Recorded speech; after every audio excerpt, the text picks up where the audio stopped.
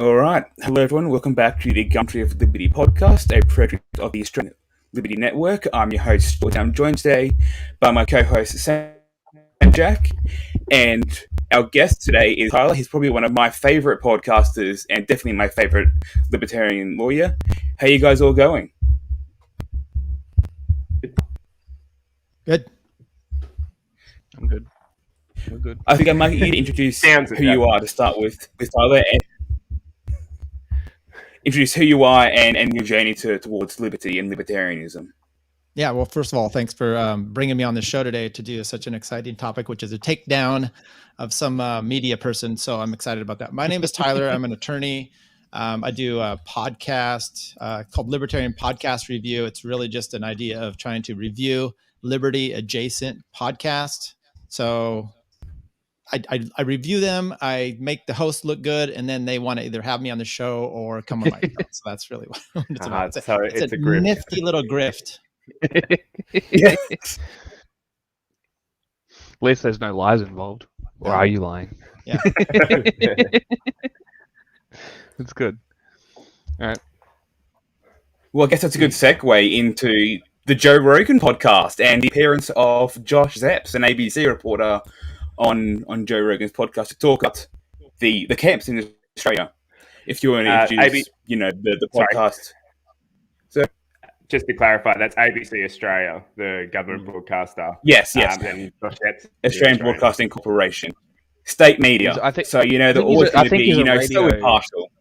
Yeah, he's a radio guy, right? He does a radio show. Yes, I think so. Yes. So if someone to take that and introduce that podcast and what they spoke about, and then we'll go into detail about just how interesting it was. Yeah. Do you want me to talk about it first? Sure. Okay. So I have a little bit of an insight, and I just backstage when we were talking before we started, you guys said you weren't too familiar with Josh. So I've actually been somewhat familiar with him over the last 5 years or so. He used to be in the US. He would appear on many libertarian-ish podcasts, not as a libertarian himself, but kind of as just an antagonist. And I don't really know where his politics fall. It seems to be somewhat sometimes liberty-oriented and other times not. Maybe kind of a Glenn Greenwald style in a sense. So I've been familiar with him. He's pretty brash. I've actually somewhat enjoyed him, and he goes on Joe Rogan. He's been on there, I think, 6 times. So he showed up on this one, and this one kind of obviously piqued your guys' interest because he was saying some things that I think it felt to me were a little bit untrue from everything I've heard there. And Joe Rogan pushed back on him. There was 2 big issues that we had, kind of talking about the camp stuff, and then another one about myocarditis. And I think Joe kind of backpedaled on that after the fact. So as far as giving Josh the benefit of the doubt to begin with, he is friends with Joe. He didn't join in the media scrum trying to take Joe Rogan down, which everyone seems to want to do, the mainstream media here in the US. But with that said, he came off very statist-like when he was trying to defend. And actually, Joe said at one point, and I'll let you guys kind of maybe get into the issues, and then we can, I guess, talk about those. But Joe actually said at one point, you sound kind of like you're representing the state, the government. And he said no. And then, as you guys have mentioned, he worked for ABC, which is your state-run media, I guess there. That's my understanding. Yeah, that obviously doesn't mean that he's a puppet. Like, that's not what we're trying to get at. Right. We might have it doesn't help him. Twitter. But it obviously does then impact on your paycheck if you were to go on the biggest podcast in the world and say something that might piss off your government. What bothered me was when Joe said that he declined that he worked for the state if he had enclosed that he had worked for ABC, I think maybe it would have come off a bit better. But I think he did, didn't he? He said at the start, he said he was an ABC radio guy. Yeah, but he didn't mention what the ABC was. See, in America, the ABC is just another corporate news, isn't it? Yes. So for us, so the ABC for us is the taxpayer-funded network. And like I said, it doesn't make him a puppet, but it does mean that he's probably got some guidelines in terms of what he's allowed to say, which in a podcast realm that goes for 3 hours, 40 minutes, I think it was, that really should have been one of the things that came up so that people listening had an understanding that even if he wanted to say something that was anti the government, he probably could have lost his job if he did. So there's a potential there, yeah. And because the ABC had covered the stories, especially about the Northern Territory, I think that was especially something that he couldn't fully elaborate on, maybe. But he did say that he was friends with one of the reporters from the Northern Territory, which makes me think that he does have a little bit more insight into it. But I think that the way he represented what happened was a little bit disingenuous. So I guess I might start on that one then, on the Catherine camp in particular, and how he covered that, because he seemed to be saying a lot of what Claire Lehman had been saying on Twitter a couple of months ago, defending the Northern Territory and really denying any allegations that it is being used as a concentration camp or anything like that.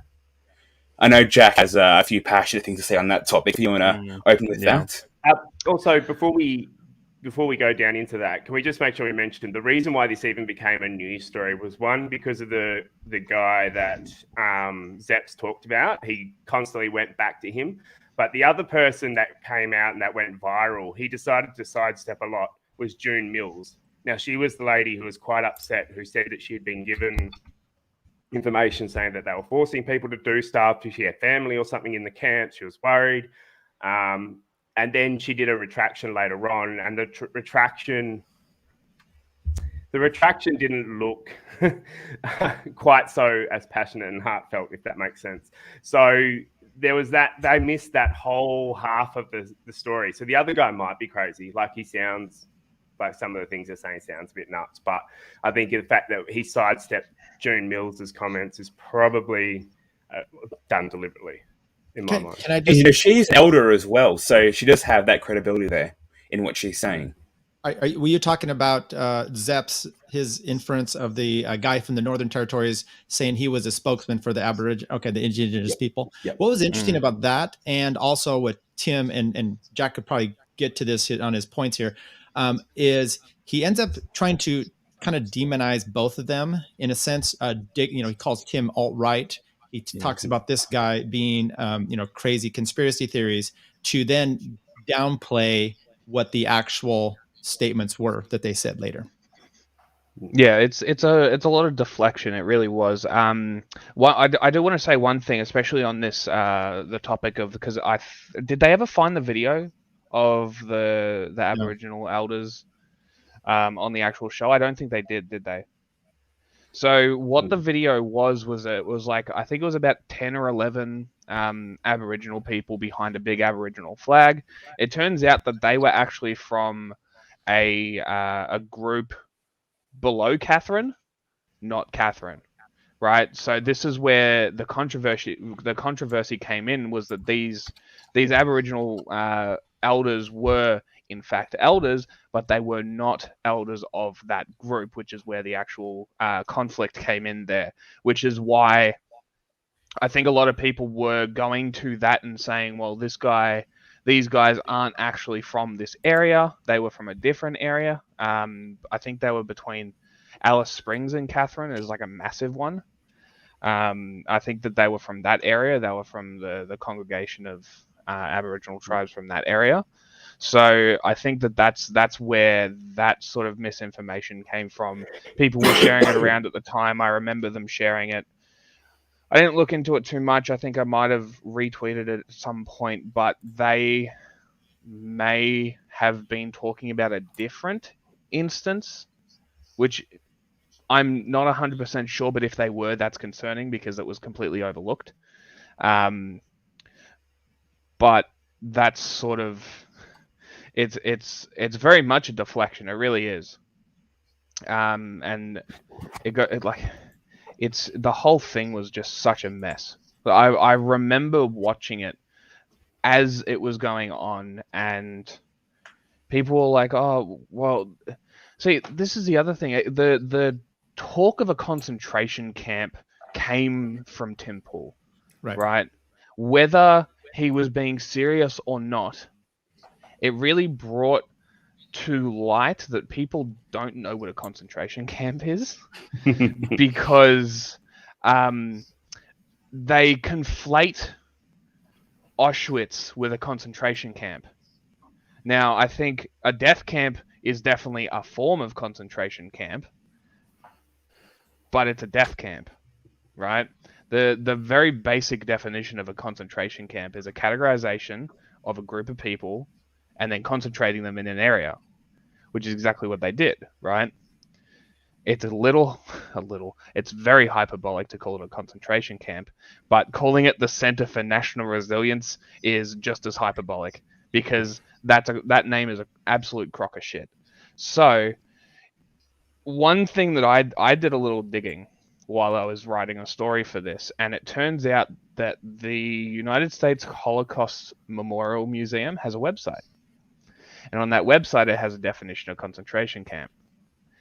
And what it says is, the concentration camps from 1933 to 39, during the first 6 years of the Nazi regime, thousands of Germans were detained or confined extra-legally. So it says Nazi officials were the first, established the first concentration camps in 1933 for political prisoners, right? That was the first instance. And then the second key fact that it says, what distinguishes a concentration camp from a prison in the modern sense is that it functions outside a judicial system, right? And it says the prisoners are not indicted or convicted of any crime by a judicial process. Now that sounds pretty on the money if I had to assign something to it. I mean, it's definitely outside of the legal system, and there is no crime being committed. So what else could it be? And I kind of on a side there, I bet Josh, if he went back in his history, he would have an objection to Gitmo, where the United States has put, Muslim terrorists in there without any, and the reason we did that there was so that they didn't have to go through any legal process of detaining people. So he would be fine with, and I think, look, Tim's part about saying that they're concentration camps, which I'm actually fine with, because one, your legal definition that you said there, it seems to be exactly true. There's no due process, and I don't know what the legal process for your country would be in this case, and as far as what you have, but if you don't somewhat try to push that limit of your wording and what he says, everyone says if you don't admit it's not a fascist, authoritarian government, that we have a dictatorship, then you can have no conversation. Tim's doing that because we're fed up. You guys are fed up, and if you're not going to have nuance, and if you want nuance, then that's fine. But when people are being detained, incarcerated, at some point you just say, screw it, I'm going to call it what it is, and then it's on you to do that. So Josh, what he does is calls them alt-right. Now you could dismiss him. You don't even need to listen to his arguments anymore because you've called him alt-right. Oh, this guy, he says Australia is actually owned by the Vatican. Now we don't need to listen to him. He could be telling the truth, but we don't need to listen to him. So we can do our extrajudicial concentration camps. So it's the absurdity of the statement, which I understand, and this is why I'm sort of like, we need to be careful about language, but like, it's also coming from Tim Pool is really doesn't help because of the stigma that he has on the left, right? Let's say it was Vosh that said it, right? I guarantee every single person would have been on board calling it a concentration camp. How dare you imprison Aboriginal people in a concentration camp? That would have been the narrative. But because it was Tim Pool, the narrative was Claire Lehman is the right one and Tim Pool's the crazy person. And this is, and it just shows that they don't listen to him. No, they don't. Right. No. And this is why I did a little bit of research, because I noticed that a lot of people were conflating death camp and concentration camp. I'm like, the US had concentration camps for the Japanese. They weren't murdering them. And from what I've seen, there are images of the Japanese in the camps playing soccer, right? which goes to my other point, which I'm going to get into, which is condition doesn't make a concentration camp, Right. which is one thing that I really, really noticed that when he was talking about this, is he's like, they have Netflix and air conditioning. I'm like, Right. Netflix and air conditioning doesn't make it not a concentration camp, right? And it wasn't people who were not considered close contacts that were put in there. It was just close contacts and people with the virus, right? Or people traveling in from overseas, which leads me on to my next point, which is that the other bit of evidence that I found that really, really solidified this fact to me was that there was this one girl, can't remember her name. She came out and said that the police and the health authorities came to her house with a taxi. They said, "Get in the car. You can go voluntarily, you can go voluntarily, or we can find you and take you there." That was the options she was given. And then when she refused inside the camp, she was threatened with being kept for a longer time. Now, if it's a purely quarantine facility, then how can they threaten you with extra time? That's my question. So it's like this sort of, as much as it is hyperbolic, I think it was an accurate description.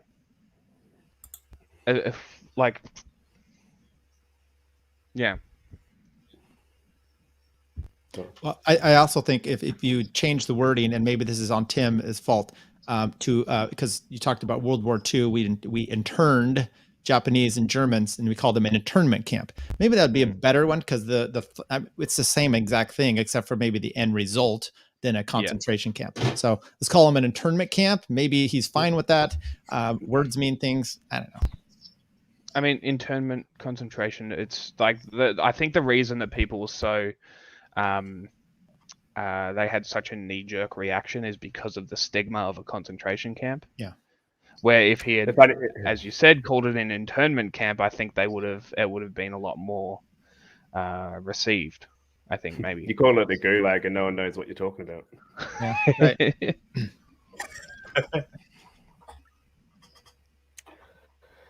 But yeah, so it's very interesting. But the ABC wrote an article early on in this whole thing, and the ABC article. Let's just find the quote. It says conditions in hard lockdown. So this was 22nd of November. So this was right at the start of it. It says a Northern Territory Police Commissioner said the police were providing care packages to lockdown communities. So the care packages were basically just, the silver padded ice freezer bags, right? It was basically just one of those dropped over the fence, and they had to come out and grab them. So there was absolutely no contact between them, just the bag being placed over the fence, and then they would go and get them. It says he said videos. Oh, sorry. That's so I was just going to say, in one of Haley's videos, it was just a plain plastic bag that she posted. Well, yeah, that too. Well, that was in the camp, right? No, that was at, was it her one? Or maybe it wasn't. It was someone else's photo. Sorry, Jacinta Price posted a photo saying, "Oh, yeah, look, this is normal," because they're just dropping the food off, and it was a plastic bag dropped at the end of the driveway. And I was just like, and Darwin, I will say this. Yeah. I will say this to Josh's point. There wasn't much that they could do, but at the very least, you could be like, here's the option. Because I was talking to someone on Twitter, and they were talking about this whole thing. They're like, oh, what else could they do? It turns out New South Wales took like camper vans, caravans, RV, whatever, and took them to an Aboriginal community to allow them to stay there and isolate at the same time. So why didn't they do it here? It's because they built the camp. That's why. They built it, so they have to use it.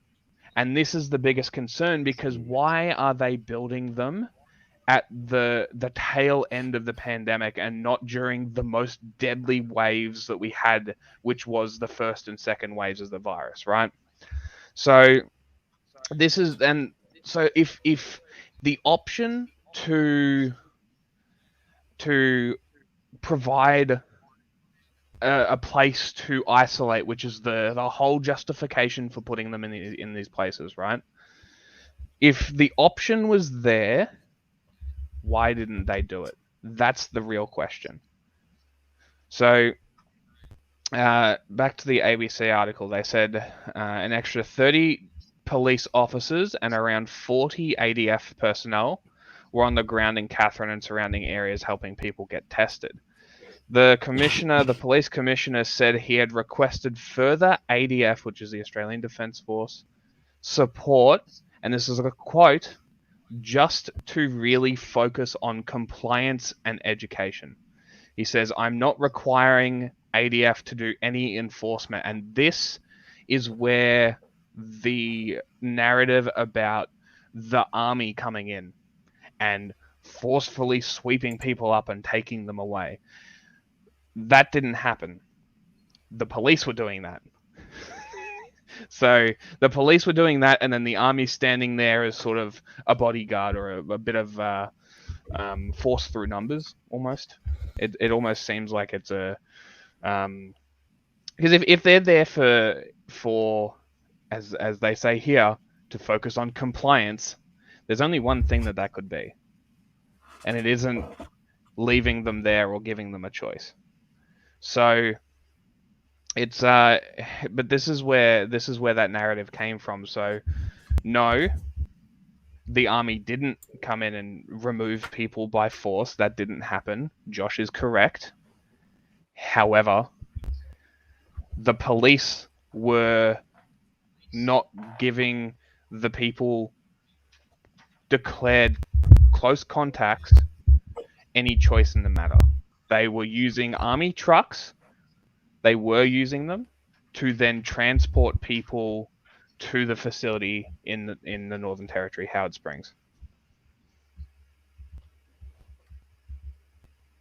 So my question would be to you guys, some of the things Josh presented on the show, kind of pushing back to Joe. Joe's like, hey, there's videos of police arresting people for masks. And he's like, no, that's not happening.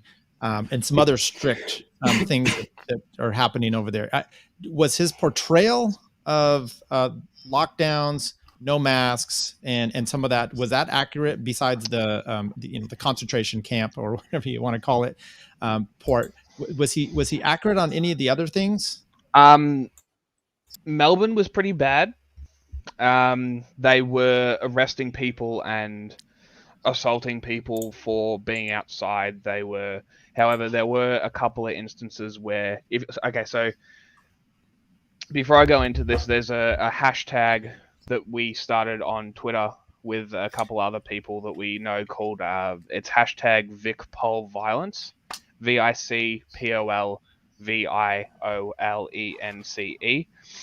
That has all the documented cases of the Victorian police being violent over the last 2 years. There are some in there where you'll see a couple where someone is on the ground and a cop comes up and kicks him in the head. That was not during the pandemic. There's another video where someone gets run over by a police car. That was also not during the pandemic. Anytime that you see sort of a mob of cops going up a mob against a mob of people, that is during the pandemic, because they were the protests. So in Melbourne, they completely blocked protests entirely. There was a point where they shut down the public transport system to stop people protesting. They just shut it down for an entire day. Doesn't matter. Nobody else doesn't need. People don't need to. They shut down the city too, didn't they? They shut down the entire city. They replaced all the trains going into the city with buses to go around the city. They literally made it impossible for people to get to the city. And then there were instances. I think that was the weekend that they saw the big scuffle, where there's videos of people throwing bottles at cops, and the cops are. I think that was the weekend where that old lady got pushed over. I'm not sure whether you saw that or not. Yeah. So I think that was that weekend, if I'm remembering correctly. And at the same time, you also had the lockout in Northern Territory as well, in Binjari, Rockall area, and in Melbourne, and when they were locked in, you had 5 reasons that you could use to leave your home. But in Binjari and Rockall, you only had 3. So it was medical treatment, which includes getting the vaccine. If you're required to leave by law, and to provide care to someone who cannot care for themselves, so elderly relatives, etc. That was eventually replaced by a mask mandate and a vaccine mandate, as it eased. But that's when they had the military sent in. You had those really, really tough restrictions in that area, which is why you had them bringing in the care packages, because they couldn't leave their home to get food, so they had to have the food delivered to them. Yeah. There was also a time in Sydney where they had the military going around checking if people were still in their homes. 800 soldiers in Sydney at one point. So I think there were people who had at the time either tested positive or were waiting for a test result. The military was going around doing house checks. Also in Melbourne, the police could just enter your home at any time. They didn't need a reason. They still don't need a reason because of the permanent pandemic legislation. So, great country.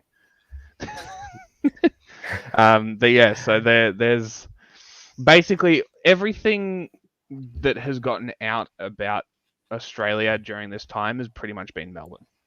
Except for now it's WA because that guy's a psycho. Yeah. Okay. So that's my cue to jump in. Okay. So I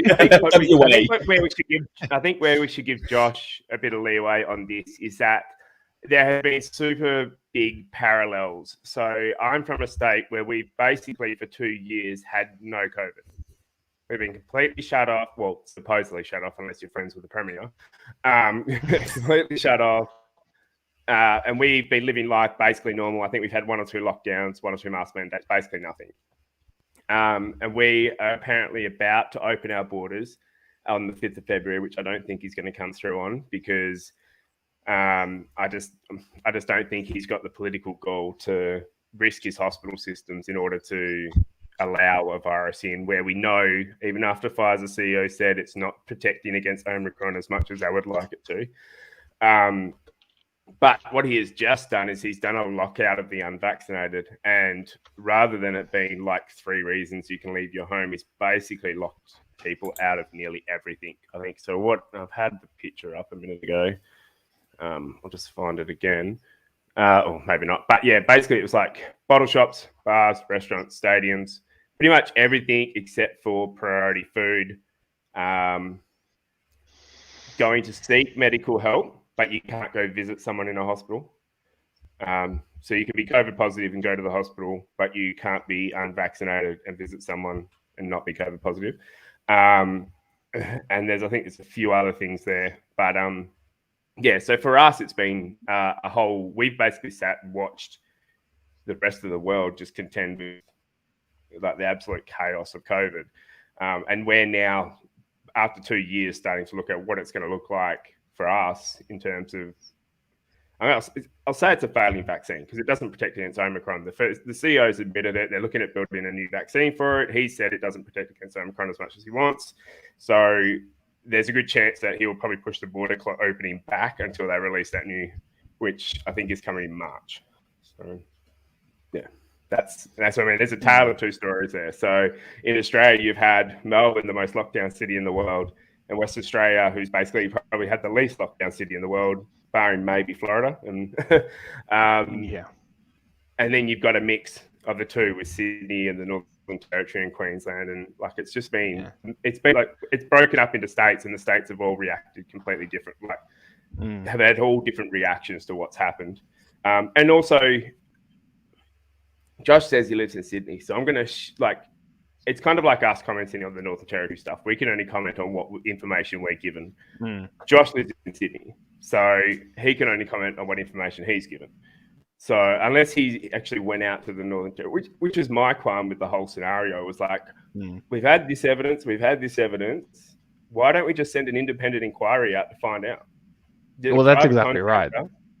Like a private contractor. The Northern Territory's borders have been about as strict as yours have. Yeah. That's why you can't get anyone out there, because the borders are about as strict as Western Australia's. Wait, so are you saying Josh did not go up there to report on that? I don't believe he did. No, he said he had a friend that went up there. Yes. I won't quote that, but apparently, like, he said that his friend in the Northern Territory, and reporter, which I think I saw that report as well, spoke about it. I mean, that's how you do things, right? And so his comment about Tim Pool, which he's like, this is what it feels. I'm going to read the transcript here. This is what it feels like when Americans try to come and save the conversation that Australians are having with each other about these policies. So he gets into, he's upset that Tim Pool is making comments about what's going on there. And I'm sure, talking to you guys, and Tim has had people from Australia. He's done some groundwork. That's how you do it. It's not that you have to have your feet on the ground. He's had Sydney Watson on. He hasn't been in Australia for a few years. Who? Tim? I think Sydney Watson is the only Australian, and Elijah Schaefer, I think, who was married to an Australian. Right. So obviously he knows everything about Australia. My biggest gripe about him, it pisses me off. I don't know. It really annoys me.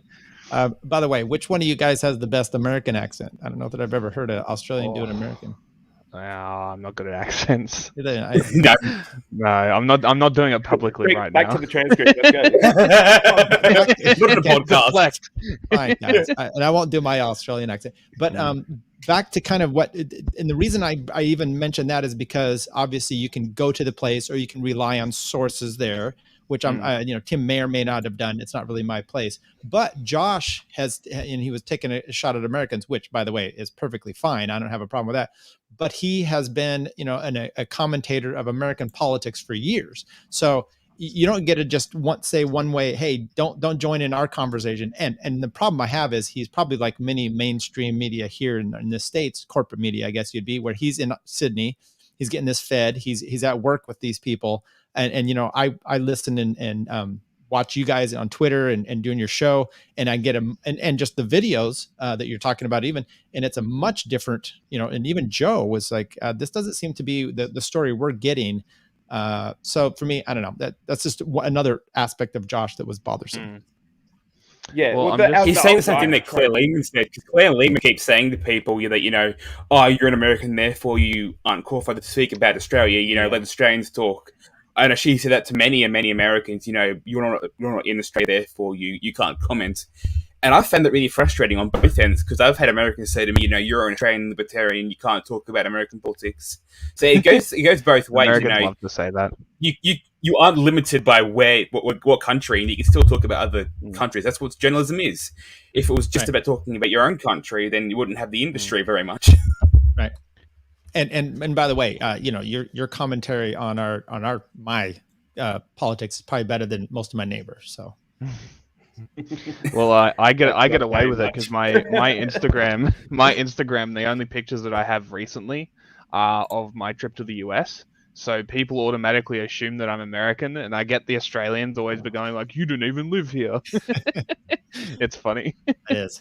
When did you come to the US? Was that 2019? I should have overstayed in California. I would have been fine. But I got back to Melbourne 3 days after it broke out. So that was interesting. One other thing about the Szep's thing is he starts off the show with Joe talking about the extreme number of cases in Australia. As like, this is big, and Joe's like, I'm playing. Yeah. But you guys locked down, right? And then he talks about the wonders of South Korea, Japan that have locked down completely. But if you're getting all these outbreaks now, it seems to me such a disconnect. It's kind of like when our Supreme Court just had arguments, and they're kind of out of whack too. About it seems like the Omicron, that it's spreading to everybody that's had the vaccine. At some point, it should be understood that maybe the lockdowns just didn't do what they were supposed to do. I don't know. Well, it's funny because I was the story I wrote today for our website about the Djokovic thing, because they cancelled his visa based on public health. Yeah. Like that's the thing that they always do. Like one unvaccinated Serbian man is going to bring the plague to Australia when we're getting we've gotten 1 million cases in the last 2 weeks, right? Which is double what we got over the last 2 years. So it's kind of funny how they continually let in celebrities for Big Brother, but because Djokovic is against the narrative, they must make an example of him. That happened with Katie Hopkins too. She decided to come here and be a fuckwit, so the government deported her because people got angry because she's like, "Oh, I'm gonna answer the door without a mask." Like, it's political points, and especially because there is an election coming up, it's nothing but political points. But going back to Claire Lehman, there was one thing that I really wanted to touch on here, which was she keeps posting photos of her doing stuff in the prison colony, right? But it's always from her mansion in Sydney. Like, you're not proving anything. You're just proving that you don't interact with the working class. That's all you're proving. And this is what I've been saying, right? Everyone in Melbourne that is okay with lockdowns wasn't affected by the lockdowns and doesn't interact with anyone who was affected by the lockdowns. They are office workers who could do their job from home, who only live in the inner cities, who only interact with each other, who don't actually go out to the outer suburbs of the cities to interact with people who were genuinely affected. You know, tens of thousands of businesses that went out of business. Right, it's such a ridiculous talking point coming from someone who was supposed to be a part of the intellectual dark web. Like, and to add to that what point, is happening? That's how we end up with a bunch of union members who would normally be Labor, our left party voters, being labelled far-right Nazis because they were protesting against the mandate by the people who are working for the ABC and pushing those tropes, who are sitting there earning It's not money just the whole that. time, half The union bosses called them far right. Yeah, and then he gets in the bikie gang to protect him. And I'm like, these guys are just tradies, man. Like, they said white supremacists, and Rukshan was showing photos of the guys, the Sikh, the Indian boys, and that. Yeah, the Sikhs. It was absolutely disgusting the way. And the thing is that this is what I was saying. How instantly I knew he didn't listen to Tim Pool was because he just followed that same, he's alt-right. Yeah. And I'm like, if you go to ask Josh, describe the alt-right to me, like, give me a definition of the alt-right, he could not do it. I would actually push back and say he does have a description of that, because I've heard him, talk about these things. He does know who Tim Pool is. He's corresponded with him. His once again, and by the way, you're talking about Djokovic and the passport issue. Josh has tweeted about that in a sensible manner. So he's not a complete idiot on things. So it almost makes me wonder if he's more evil. It's a bit malicious, yeah. Yeah, because he knows about Tim, and maybe it's a personal thing with Tim, because he wanted to discredit him. If you say alt-right, okay, now you don't even listen to what he has to say. Tim could be completely like our Rittenhouse. I don't remember if you guys watched any of that trial. They call him a white supremacist. Kyle Rittenhouse, defends himself with a gun, and now he shouldn't even be defending himself because he's a white supremacist. Well, the saying goes here as an attorney, even a prostitute can be raped. So, it's circumstances.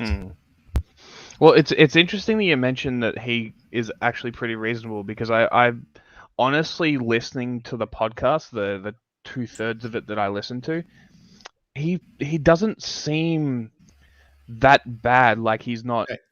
He doesn't come off as a psychopathic, ideological sort of tool for the establishment. He just seems like something about this specific topic. There's something about it, and I couldn't quite figure out what. Well, didn't he even bring up a situation that he talked about some friend that the police wouldn't let her in the country, so they escorted her to the border or something like that. I'm trying to remember what it was. And he, as a ridiculous in South Australia, as a ridiculous scenario. But then he and Claire have done all the work. They put all the facts out there, and you're not listening. Yeah, Yeah, it's Well, very odd. Yeah, was it like he basically contradicted himself in the same He did it a sentence lot. almost. Yeah, He did like it a say lot. one side is this, and it's not happening. This is, but this is where it's happening, where you legally contain something. Well, like which is it? It's one or the other. I mean, it was Well, I'll bring up one of my tweets, which was it was going back to the Aboriginal thing. He says the whole community agreed. This is not verbatim. And then he goes, then he says that the leaders condoned it after being consulted by the Northern Territory government, and then gave an example of individuals refusing to comply, which is the 3 teenagers who escaped. And then he said that it was but public health, and if public health is the standard that we're going by, that's the most broad standard that anybody could ask for. It's going to get very literally messy. Anything can be for public health, right? It's always something like this, something so broad that anybody could make any excuse for it. And it was the biggest criticism for the passing of the permanent pandemic legislations in Melbourne too. So it's because it's so broad that anybody can abuse it.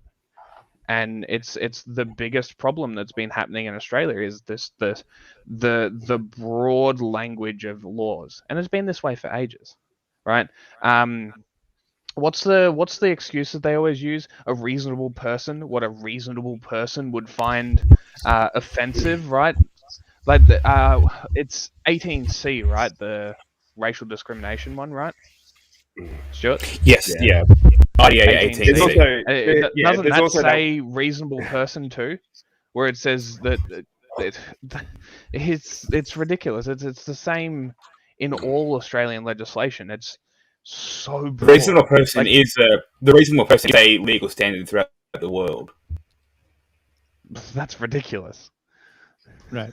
Well, no, so the reasonable standard it's an object, and Tyler can speak of this as well. It's an objective standard used by courts to ensure you're not being subjective in your decisions. It's what a reasonable person, what an objective person, what an ordinary person would believe to be racist in that context. But what's a reasonable person? Like, this is my entire argument. Right. Go on. Well, the reasonable person standard, and kind of the way to understand it maybe a little bit easier would be something to do with like the duty of someone. So you have a negligence issue. How would a reasonable person, react and help someone or not do something? Put a ladder in a train, that's going through your house, or something like that. So, but then each person has different duties depending on who you are. You may be a doctor, so you might have a different. Your reasonable person as a doctor could be different in certain circumstances. The problem you get with the racist thing is and I guess you guys have like hate crimes, is that or racial issues as far as laws there. Then it becomes. I don't think we have hate crime laws. I think we just have the racial discrimination thing. Just wait. Not yet. Not yet. There has been a push for it. Mm. I thought back to the Aborigine thing. Joe actually says at one point, he kind of pushes back and says, so do they grab them and put them in camps? And Josh says, well, what do you mean by grab?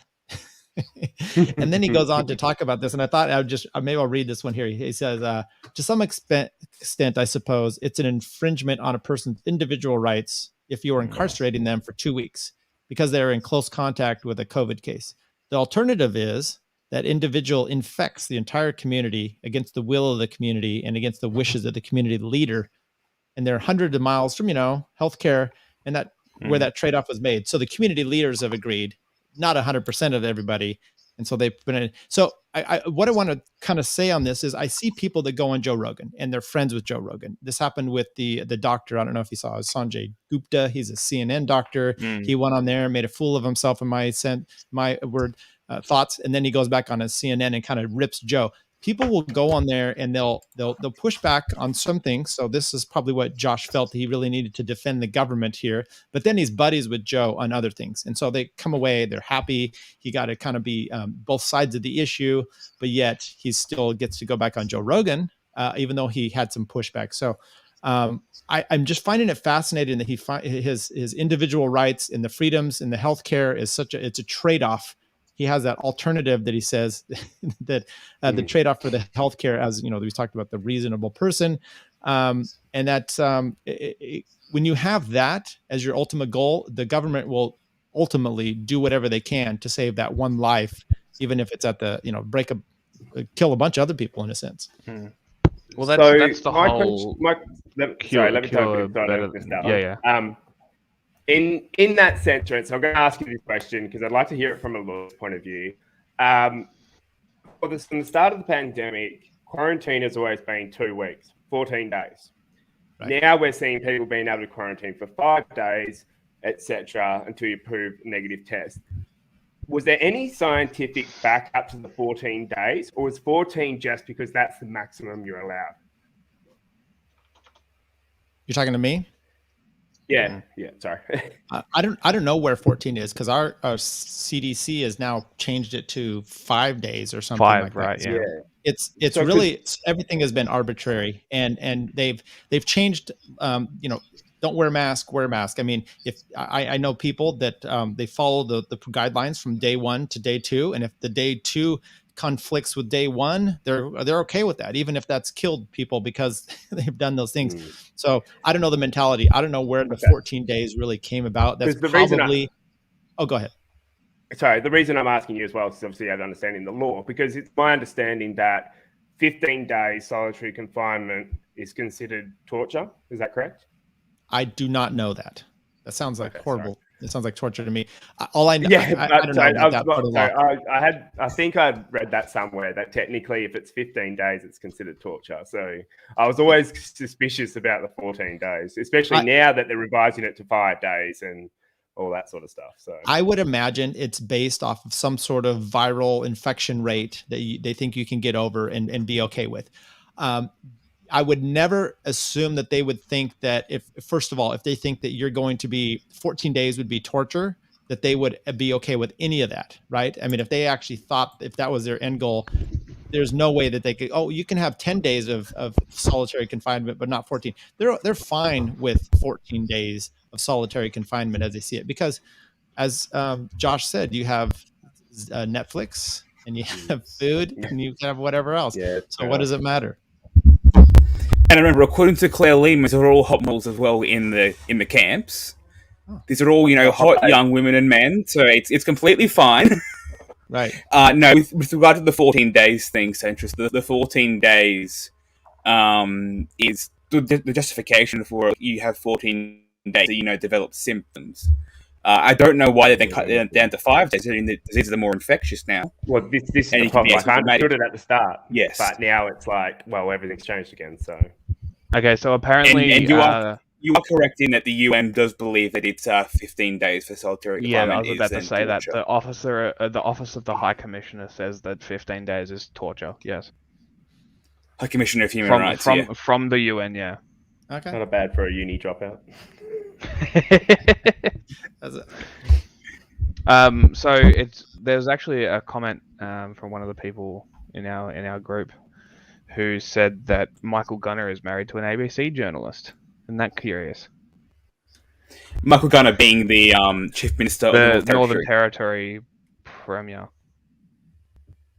So he's the guy who oversaw the transportation of the people to the... His wife being a journalist from the same organisation as so an interesting connection, I guess.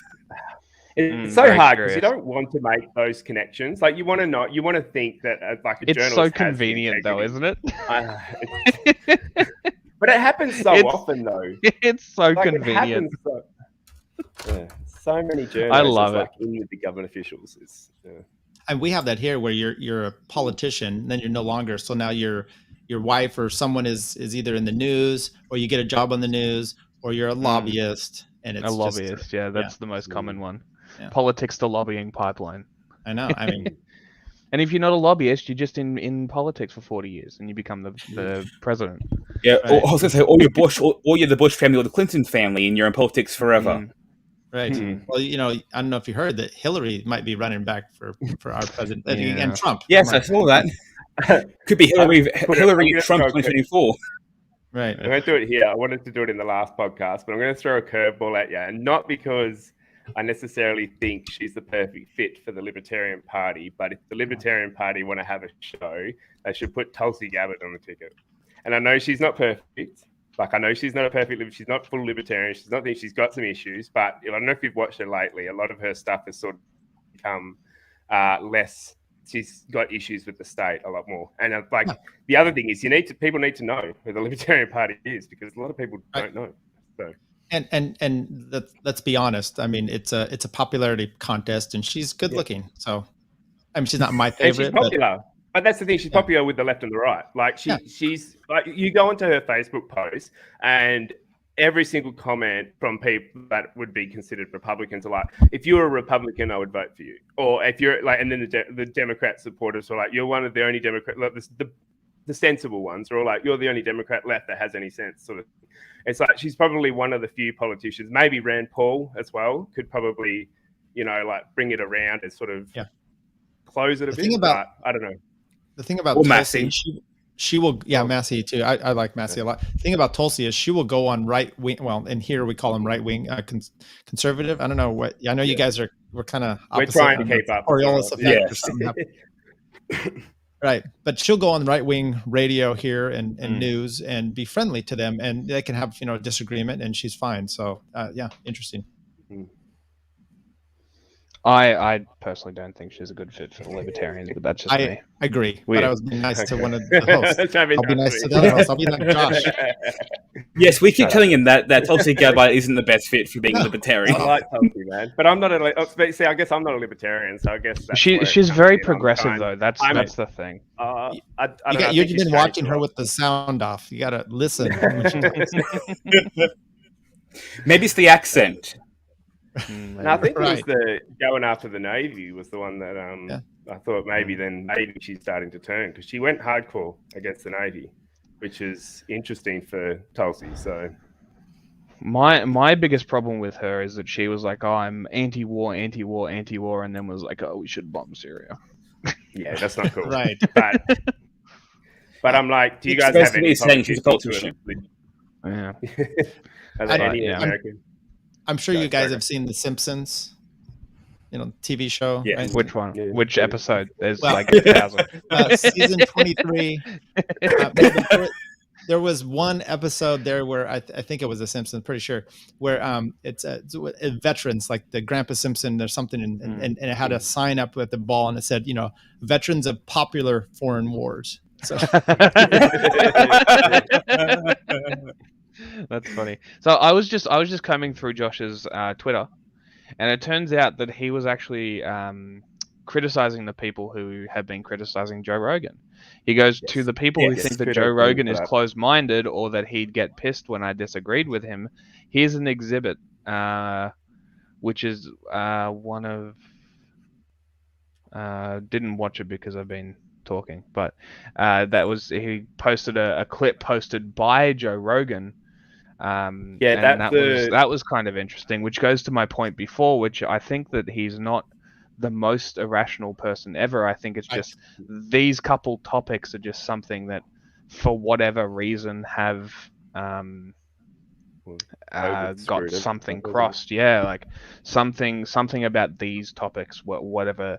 I'm sure we could speculate on any reason that it might be, but to also counter that very a little bit. Him a little bit for that is that he said that he posted, I believe I'm right, that tweet is exactly the one where Rogan says, but this is why I was confused. This is the study I was referring to, and listed all those studies, where I think it had been like 3 days before that podcast, Vinay Pradesh, who I don't know, Tyler, if you know of him, he is a doctor, runs a YouTube as well. He also writes to The Atlantic and stuff like that, had actually done a breakdown of a recent UK study which showed and as he explained it, showed that the Moderna was causing a higher risk of myocarditis than what actually the virus was. So that's why that's what it's about. He should have probably put that in there as well, and then said, look, I was talking about something else and he was talking about something else. That's why it looked like we were one was right and one was wrong. But what it turned out was we were both right. We just talked about the wrong thing. You know what I mean? Like, no, that's exactly what it is. He says this is why I was Rogan confused. Got crucified here. Yeah, and then Rogan actually said, "Oh, he made me look dumb." But I think some of that has to do with ages. I mean, if you're talking about 18 to 23 or 23 and younger, you're probably should be more worried about getting the vaccine and some problems than getting COVID. I mean, it's just that's exactly what it was. It was an age breakdown thing. So. Well, if Jamie had, for example, if Jamie had pulled that study up for them to see, then problem solved. So it's just a communication error that wasn't explained. And I think the media then hounding Joe Rogan over this, and we're saying this with Clinton, who we had on earlier today. We're talking about how the media's going after Tim and Joe because they fear this threat to their monopoly on information. So that's why they're going after Joe and using this as an example to go after him. I think Joe Rogan more than Tim Pool. I think there's enough pushback on Tim Pool that it's not so much an issue. It's Joe Rogan because this is why they go so hard after him, I think, is because he has such an influential voice. Because people always say that Joe Rogan makes these assertions. He doesn't. He asks questions. He asks questions about things that he's read to get clarified by an expert, which is, expert opinions is what we love right now, isn't it? So why do they hate this? This is my biggest thing, right? How is it any different to sitting in a lecture with a professor at the front talking to you and you asking them questions? I mean, how's it any different from Kerry Chant giving her lectures on the TV or whatever the Victorian guy's name is? Because I just have never... I don't think I've watched a news segment from Victorian media for about 18 months. It's it's because every single time I look at it, it's COVID. Oh, numbers. Oh, not deaths though, cases. Right. By the way, ridiculous. That's a great point. And I don't know what you think about it, but they just had arguments before our Supreme Court, right? And they came out and they blocked this mandate. But one of the Supreme Court justices, he was all up in arms about cases rising. And I've said this from day one. If you're going to mention cases, the only way you can do that statistically, maybe talk about deaths or talk about cases if everyone is tested every day. Otherwise, your control sample is way off. I mean, someone's all of a sudden positive, but they haven't been tested. You can't know those numbers correctly unless if you're testing everybody every day and you have a negative or positive. Now you can start to say cases mean something, but otherwise, it's just bullcrap. My whole thing is like, where did the logic of if you're sick, stay home? When did that disappear? Why does COVID give people the inclination to be like, I'm going to go to 50 supermarkets all over the state?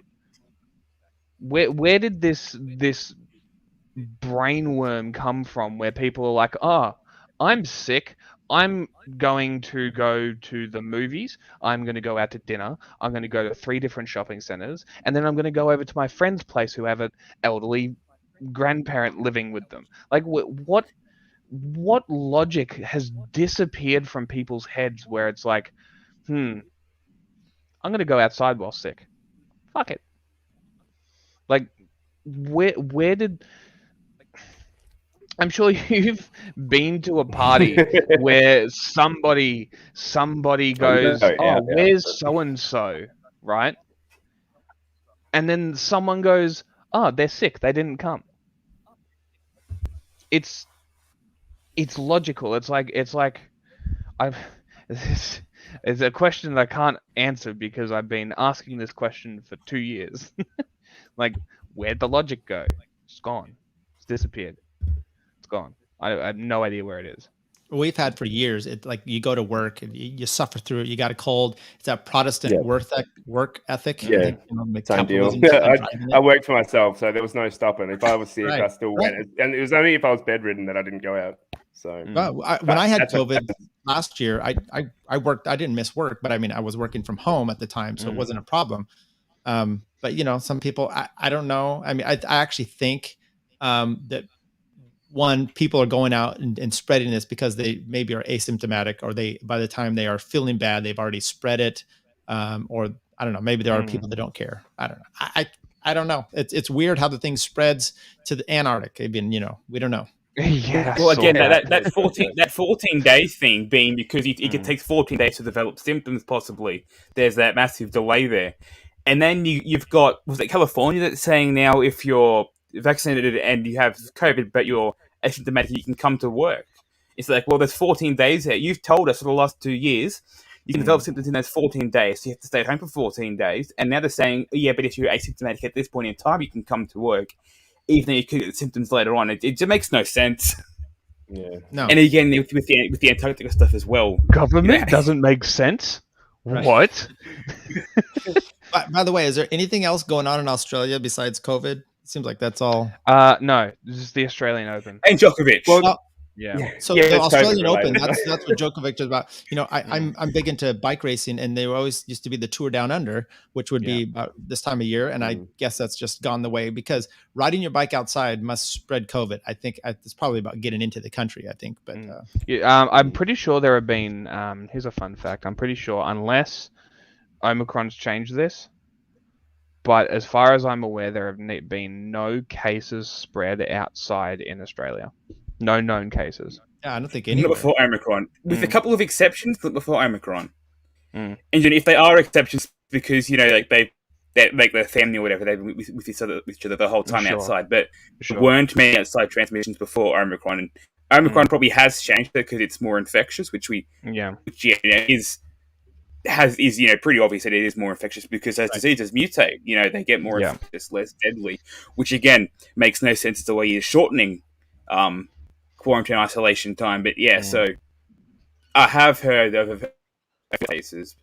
Well, apparently it's there hit are 1 in 25 people in Melbourne. 1 in 25 people. Well, that makes sense because we've passed over a million infections, which is 1/25 of the country's population. Yeah. But I think going back to the problem with the data and the sample size, another hassle I have with it is population density. Like you've got look at how big Queensland is, 2.5 times the size of Texas. Around 4 million people in a 2-hour wide radius of Brisbane. The rest of the state's been pretty fine up until this wave, but we've been in lockdown because there's no consideration there for population density because you just blanket everything. Yeah. Same in California and Texas, just blanket restrictions for the entire state. Right. I think Florida's probably a better example because it's like Florida's population is pretty similar to I think the total of Australia, and it's a few million higher. I'm pretty sure Florida's in Australia, so like you can fit, like the density is like 55 times 22 million in Florida. Yeah, and we're 25, aren't we? Yeah, so we're a couple 25, so we're a couple million higher than them, but they're a lot smaller than we are. Yeah, 55 times less, smaller. So that's, and then, so when you use Florida, like you try and say, well, look how Florida's handled it. They've had this. Well, Florida went They crazy always with try and cases conflate and Australia to Florida. I'm like, well, yeah, but like my point being is, it's like if you took, like how much would that difference would have made if they were spread out as far as what we were? So. I've heard plenty, especially in 2020. I had a lot of Australians saying, "Look at Florida, we shouldn't be doing that." And that was a big point, was comparing Australia to Florida and saying, we can't go the way that they're going. And then they ended up having less cases, and then to the point of AOC going there and then getting COVID. So I'm just looking at the statistics for Florida. They're getting between 50 and 70,000 cases a day, and they have a 67 deaths per day average, which, all things considered, that's not bad. No. Are they with or off? Because we know that because the Americans came out on the news the other week saying that they had been reporting the withs and has odds, the CDC changed that yet? Has the US CDC changed that yet? Because they said they were coming out with that change, and that they would note who had with and of. They would make that distinction. if you look, I don't know if you follow Majid on, I think I said that right. If I didn't, sorry, I apologize. On Twitter. He's actually the other guy that was mentioned in That's what I was wondering. Yeah, because he just put a tweet out with some analysts of the study. Now, I haven't gone through it yet, but his breakdown is what they did of they showed which ones were of and which ones were with, and the difference, I think UK and Wales total was 150k if you look on Google, and he's reported, like this is what he's saying, it was just under 18,000. So that's a massive difference in, like, you know what I mean? Like if that's how bad the data has been from the start, then every single, like, that's what I've been screaming from the start. So you can't make accurate decisions on dirty data. Why are we not collecting data properly? Yeah, that's a very good question. Why aren't we collecting data properly? So, is it on purpose? It's what is it? Never attribute to malice what can be attributed to incompetence. Is that the saying? Right. Yeah. I think the Australian government is just pure incompetence. I don't know if you've had a look at any of the politicians that we have here. They're okay. Have you ever seen the British Parliament? Yes. Yeah. Love Ours that. is worse. Oh, Who's your favorite? Ours is pathetic. There was better fights, more shoes flown. Who was it? It was a Labor MP basically called a Liberal MP a slut. I remember that. I loved that. That was hilarious. Breath off the microphone. And no, there was a different one. And the funniest part is that the libertarian senator, David Lanhelm. Limbrick.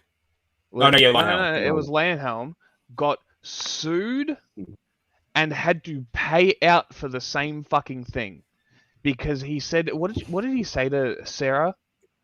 Like, you should keep your legs shut or something, something like that. No, it wasn't that. Right? That was something else. It was whatever. It was Lanhelm got sued for saying something to Sarah Hanson-Young, who's a Green senator, and she flipped her shit. And sorry, this is what it was. It was a Green senator sued a Lib Dems senator for saying something, and then it was a Green senator, a female Green senator, said basically the same thing to a Liberal senator. Yeah, and so that second one, that story's gone. Nothing about it.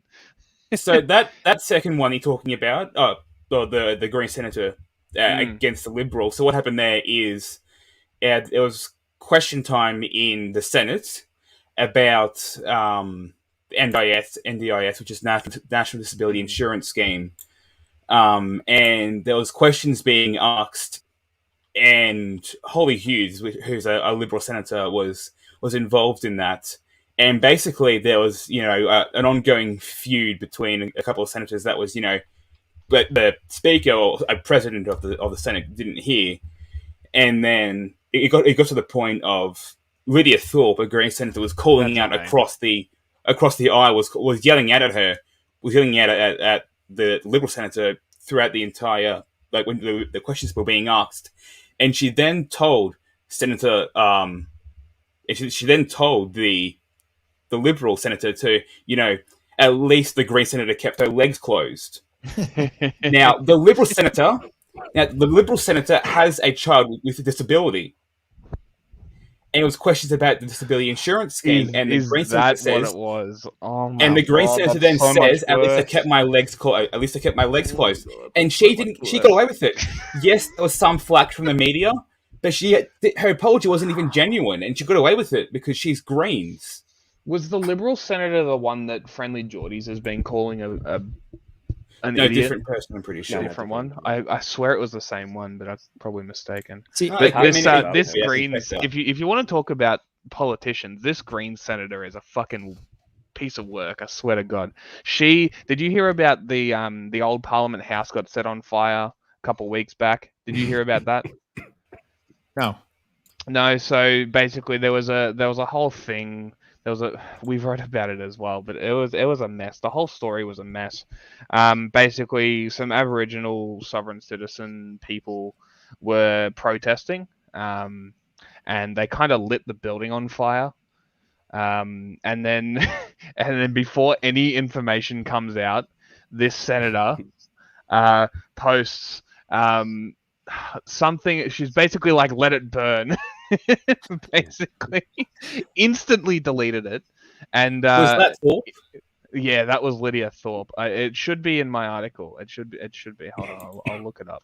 I'm kind of disappointed with my country's senators and whatnot for not, there's exemptions for slander and libel, defamation, which are things, said on the House of the Senate and the floor, in congressional hearings, those kind of things. So they could say what they want, and they do. They say bad things. But if you look back in our history, we have John Adams and Thomas Jefferson calling each other hermaphrodites, just some horrible stuff, which is wonderful to read. And I'm like, I kind of miss this.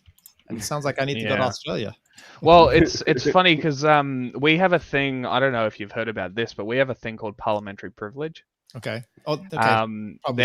There was an instance again with Friendly Geordies where he got sued by the ex New South Wales Deputy Premier for defamation. It was basically just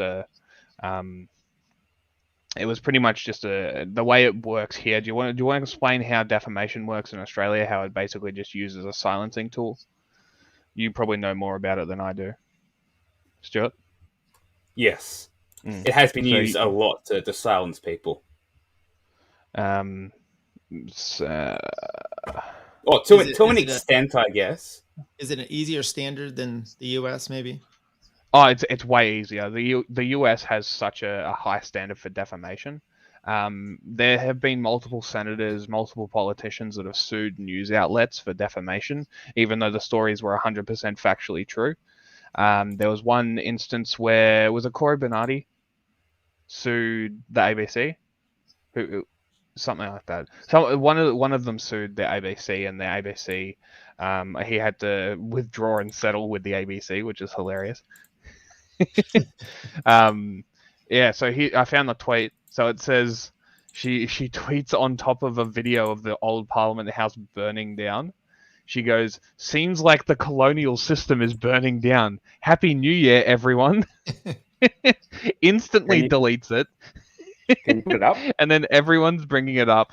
Can you share that up? I'll pull that one up. I'll just. So obviously you got a screenshot of it somehow. Well, there's a Daily Mail article. Okay. So you've got Lydia Thorpe, saying to a mother of an autistic child, you should keep your legs closed. You've got her saying they should have burnt down Parliament House. There was another one from earlier this year where was it one of the ministers in the Northern Territory, or shadow ministers? She was alluding that guy was a white man. That person was actually an Indigenous woman. And alluded that the person was a white man, they were Indigenous woman. So, she's and again gets away with this because the left. Here you go. Here's a junky article on the. Sorry. The rebuttal to Lydia's comments as well was hilarious. She got completely owned. Oh, she got destroyed by the. I think it was. Was it a Governor General type role? Was it? I think the lady that was up in the Northern Territory. She was not happy with her at all. Oh, Attorney General, yeah. Attorney General. Said that they shadowed... I've got it here. So she said that the Attorney General of the Northern Territory was a white male, when in fact, Selena Oibo was an Indigenous woman. She's a very, very controversial... We've got a couple of... There's her, and then there's Sarah Hanson-Young. Both young Greece senators, and they're very controversial. They're basically our version of the squad, Hanson, Young, and Thorpe. Yeah. So, in the sense of being controversial. What were your thoughts of Trump during his heyday and Twitter and all his comments and stuff? Entertaining? I thought it was very entertaining. Very entertaining, yes. Yeah, it was good to see. I've been gone. For as bad as he was as a president on many things, it was good to finally see someone who was, more willing to speak their mind than other presidents have been, except for Joe Biden, who, of course, the number of gaffes that he's made over the years is ridiculous. But it was good to see someone, who wasn't afraid to speak their mind in public and who was unapologetic about what they believe, which I think is something that's very rare these days in politics. I think you're right. And Biden, I mean, I don't know if that's his mind that he's speaking now, but, I think it's his mind spilling out his mouth. Right. If you go back to when he ran for president and then became, the VP, I mean, he was known as Uncle Joe, kind of gaffmeister then. So he's no different now. It's just that it's sad because he's old. I just don't know how people are okay with Joe Biden being there after his history. That's like his history in politics. Like, surely that's enough to be like, nah, this guy's not it. People just his stance on criminal justice, putting people in prison. His, if you ever watched if you guys have probably heard about it, Waco, their big thing where they burned the Christians in the church. And if you ever watched the documentaries, he was a very big part of pushing, getting that out and being the bad guy in the investigation. I mean, he was just gross. If you watched any of the Senate investigation on that. So, I mean, what about the ATF nominee? Didn't he take a photo on top of the burning bodies, or was that someone else? Was that a fake photo, or was that someone else? I don't think that was him. So people do like to point that out. That I'm trying to remember his name now. Chapman, isn't it? Pardon? Chapman, yes. Chapman. Yes. So he was nominated, but I think it was just more the fact that he was he had done some things on Reddit and some other things that but I think. It's easy to, and this is, when you bring up people working for the government or the news, and there's these correlations, I think it's always important to be correct, right? Because if you're talking about Chapman and he's holding a gun in front of Waco and it's like a trophy, but it's not him, now you've somewhat discredited anything else you're doing. Yeah. So I don't actually know. I just know one guy, Scott Horton. I don't know if you guys know of him. He was very skeptical that was actually Chapman. Okay, interesting. I didn't know that. Well, it's funny. Back to Trump on Twitter and shit. I was very apathetic about Trump. I'm like, who cares? Like, he's a bit of a wanker, right? But what rich person isn't a wanker? It's sort of that sort of thing. But I was actually doing a little research, talking to some people who informed me of some of the stuff that he did. It's not good.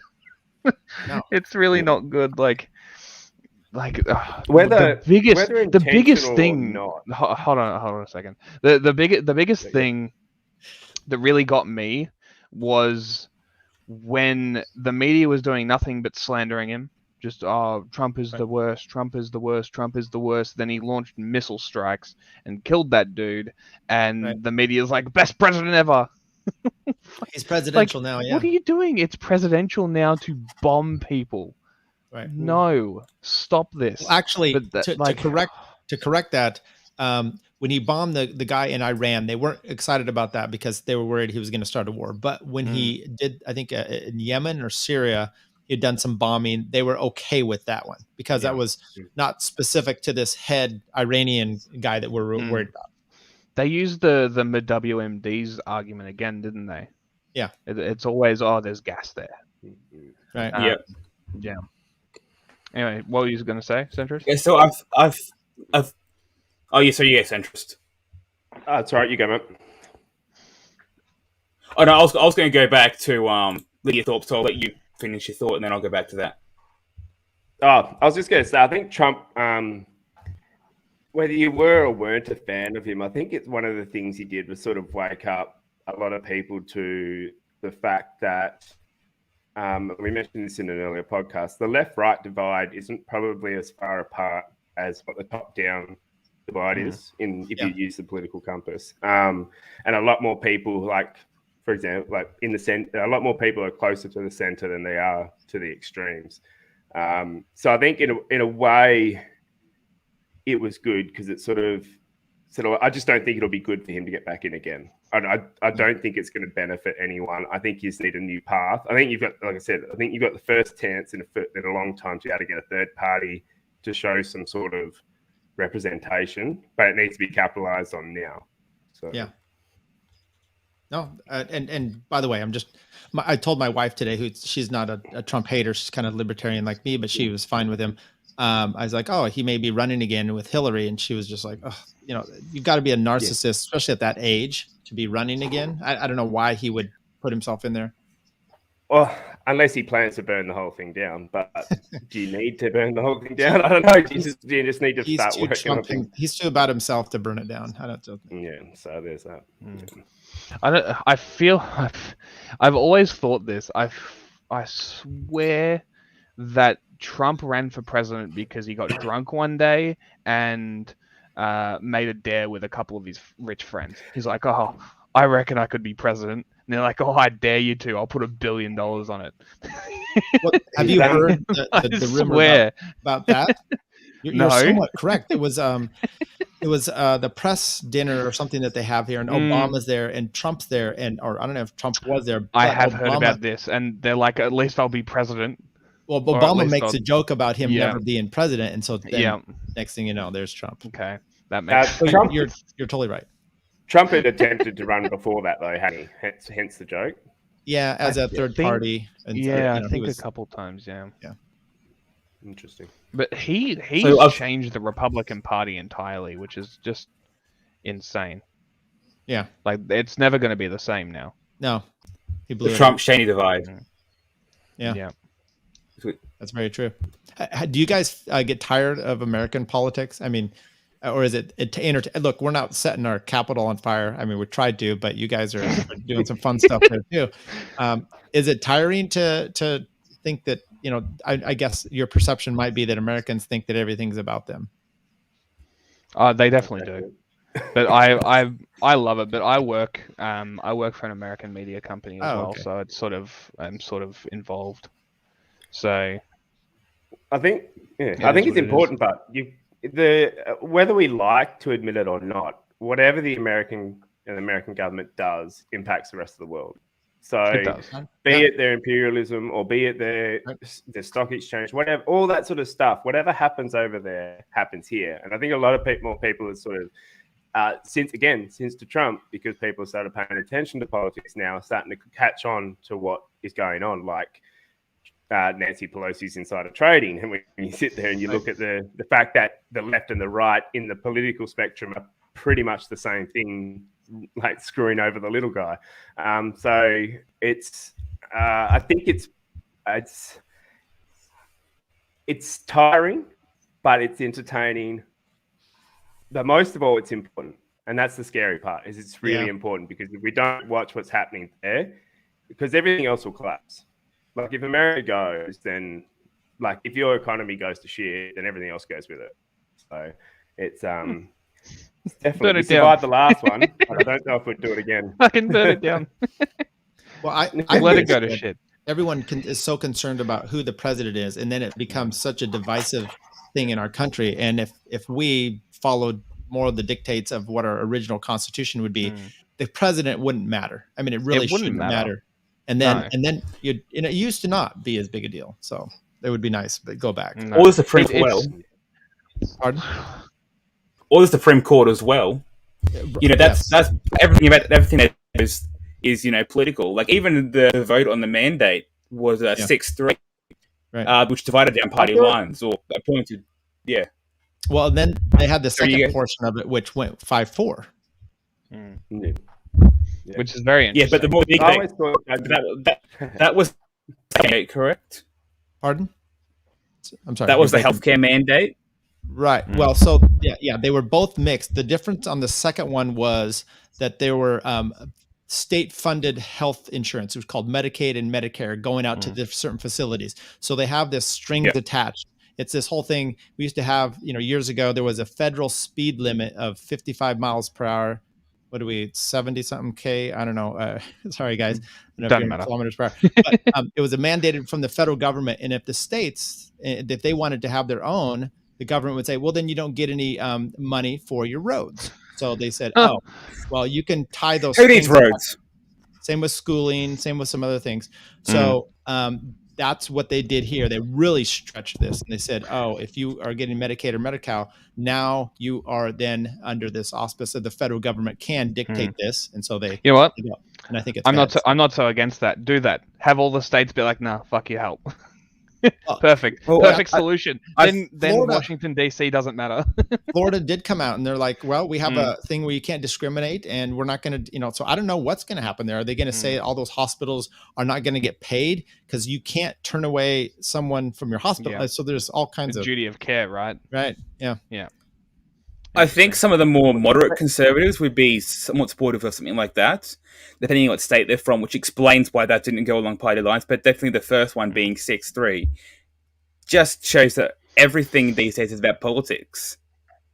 It is. And And by the way, unfortunately, it shouldn't be, but it is. the second Well, one that went libertarian. 5-4, one of those was the guy Kavanaugh. And do you guys remember his confirmation Yep. hearing? I was never a fan of him because this is the kind of stuff he does. And I don't think he raped the lady, but the Democrats were at least helping us out at the time. And we did not we Liberty people didn't understand that it would have been okay to not have him on the court. Well, he does cross party lines a lot. Like since he's been confirmed, he's actually sided with the Democrats quite a few times, which honestly, it's not a terrible thing. It's not a terrible thing, but I would say not party lines, because if you look at my favorite justice is Gorsuch and Thomas, and because they're actually consistent, and Gorsuch even more so because he's so much more liberty minded. Sometimes he does side with the left side of the court, the left leaning, because it's more freedom. Criminal justice, they're just a little bit more on the line of that. So, Yeah, of the three that Trump appointed, he's definitely my favorite, Gorsuch. Did ACB, did she go... I'm guessing that she voted against the healthcare mandate? Yeah, she was with the good side on all of these, actually. Roberts and Kavanaugh were the two that flipped. So you had Kagan, what's the guy's name? It starts with a B. Now it's slipping my mind. And Sotomayor, that were all there. So then you had Roberts, the Chief Justice. She's lost it a bit, hasn't she? Which one? She was going Sotomayor. Oh yeah, she was going nuts. There was, when she was, it was interesting to read actually the decision and the three justices that came out in opposition. They didn't have legal arguments; they were just emoting. Well, fine, but it really would be nice if you just did this type of thing. And her arguments, or when she was asking questions, there's this thing called police powers, which is the states in the U.S. and under our Constitution really have the ability to enforce police powers, which they can do all kinds of things. The federal government does not have that, and she actually outright says, "Well, the federal government has this police power," and the attorney says, "No, you don't." And he gets her to. And basically, the way he did it was a mic drop type of situation where he got her to kind of say, "Oh yeah, they don't," and it was embarrassing. You got to be very careful when you're arguing before the Supreme Court, not to embarrass a judge, so that she just doesn't come out right and vote against you. You're still trying to get her votes. I've never argued against the Supreme Court, though. So. I did tell a judge once that he was being hyperbolic, and that did not go well. No, that wouldn't have gone well. Yeah, following some of the lawyers online, that's Right. I think it was Ricardo Law was talking about that during the Rittenhouse case. Don't piss the judge off. Right. That's an interesting point that I don't think we have time to get into. Because I'd love to talk about that and the couple other self-defense cases that happened around the same time, because there's a very interesting one which was a no-knock warrant that the guy shot at the cops. They killed his girlfriend and he got off. Breonna Taylor. No, this was a different one. This was the Andrew Coffey guy. Oh, okay. He the story was that they did a no-knock warrant for, I think it was his father or something like that. They found a bunch of stuff. Anyway, he shot at them because he thought that they were people trying to break into the house. They shot back. They pumped his girlfriend full of rounds, just decimated her. She was not going to survive anything. So they charged him with felony murder, and he got off because they said that the police were not justified They could not prove that they had conducted the appropriate things that they were meant to do during a no-knock warrant, and he got off, which is very, very interesting. So, on that case, then Rand Paul, I believe it was, who the Republican for the Aussies, was the guy who introduced the Breonna Taylor Act, which is to cancel no-knock warrants. Did that get through? No, I don't believe so. No, so it hasn't got through yet. No, I think he was joining up. I almost want to say with Tulsi, or that Massey was doing something. I think it might. Yeah. No, but I know it was his idea. It was his bill apparently that he put forward. So they're too busy investigating January 6th. So yeah, of course. The worst thing is 9/11. Yeah, the worst. The worst, yeah. You know, what's interesting, I'm sure you guys have seen videos of our country, you know, during the BLM riots and all those others, and some of the COVID stuff, there were boog boys or guys with guns at different capitals, right? There was this, Wisconsin was a big one. There were a bunch of guys with their guns. Yet, if they really were going to, you know, overthrow the government, those guys would have been with their guns been there on January 6th.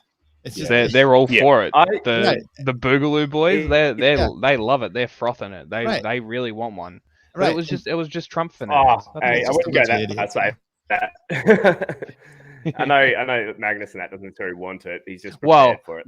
They're prepared. they're more than willing to fight if it happens. But that's the thing. A better way it's so weird for us here. It's weird for us here in Australia because we see that sort of attitude, the militias and that sort of stuff. And then everything that comes into Australia, any sort of militia, anything to do with guns is all labelled right-wing, far right.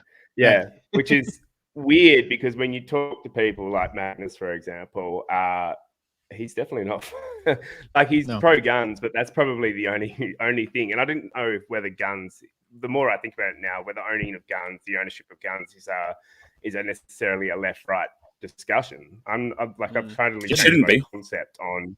Yeah, but that's what I mean. It's my understanding of it now it's not a left-right position. It's a libertarian, authoritarian sort of position. At what level do you give your ability to trust the government to protect you? That's like versus how much you want to protect yourself. So it's changed my understanding of things, and it's also then like sort of woken me up to how much the media lies to you. Because when you get talking to someone like Magnus and they're calling him a Nazi and this, and I'm just Like, the dude was at BLM rallies looking after the BLM guys. I'm like, it doesn't make sense. Like, none of it makes sense. Well, this is the thing about the Boogaloo Boy thing is that they aren't politically aligned.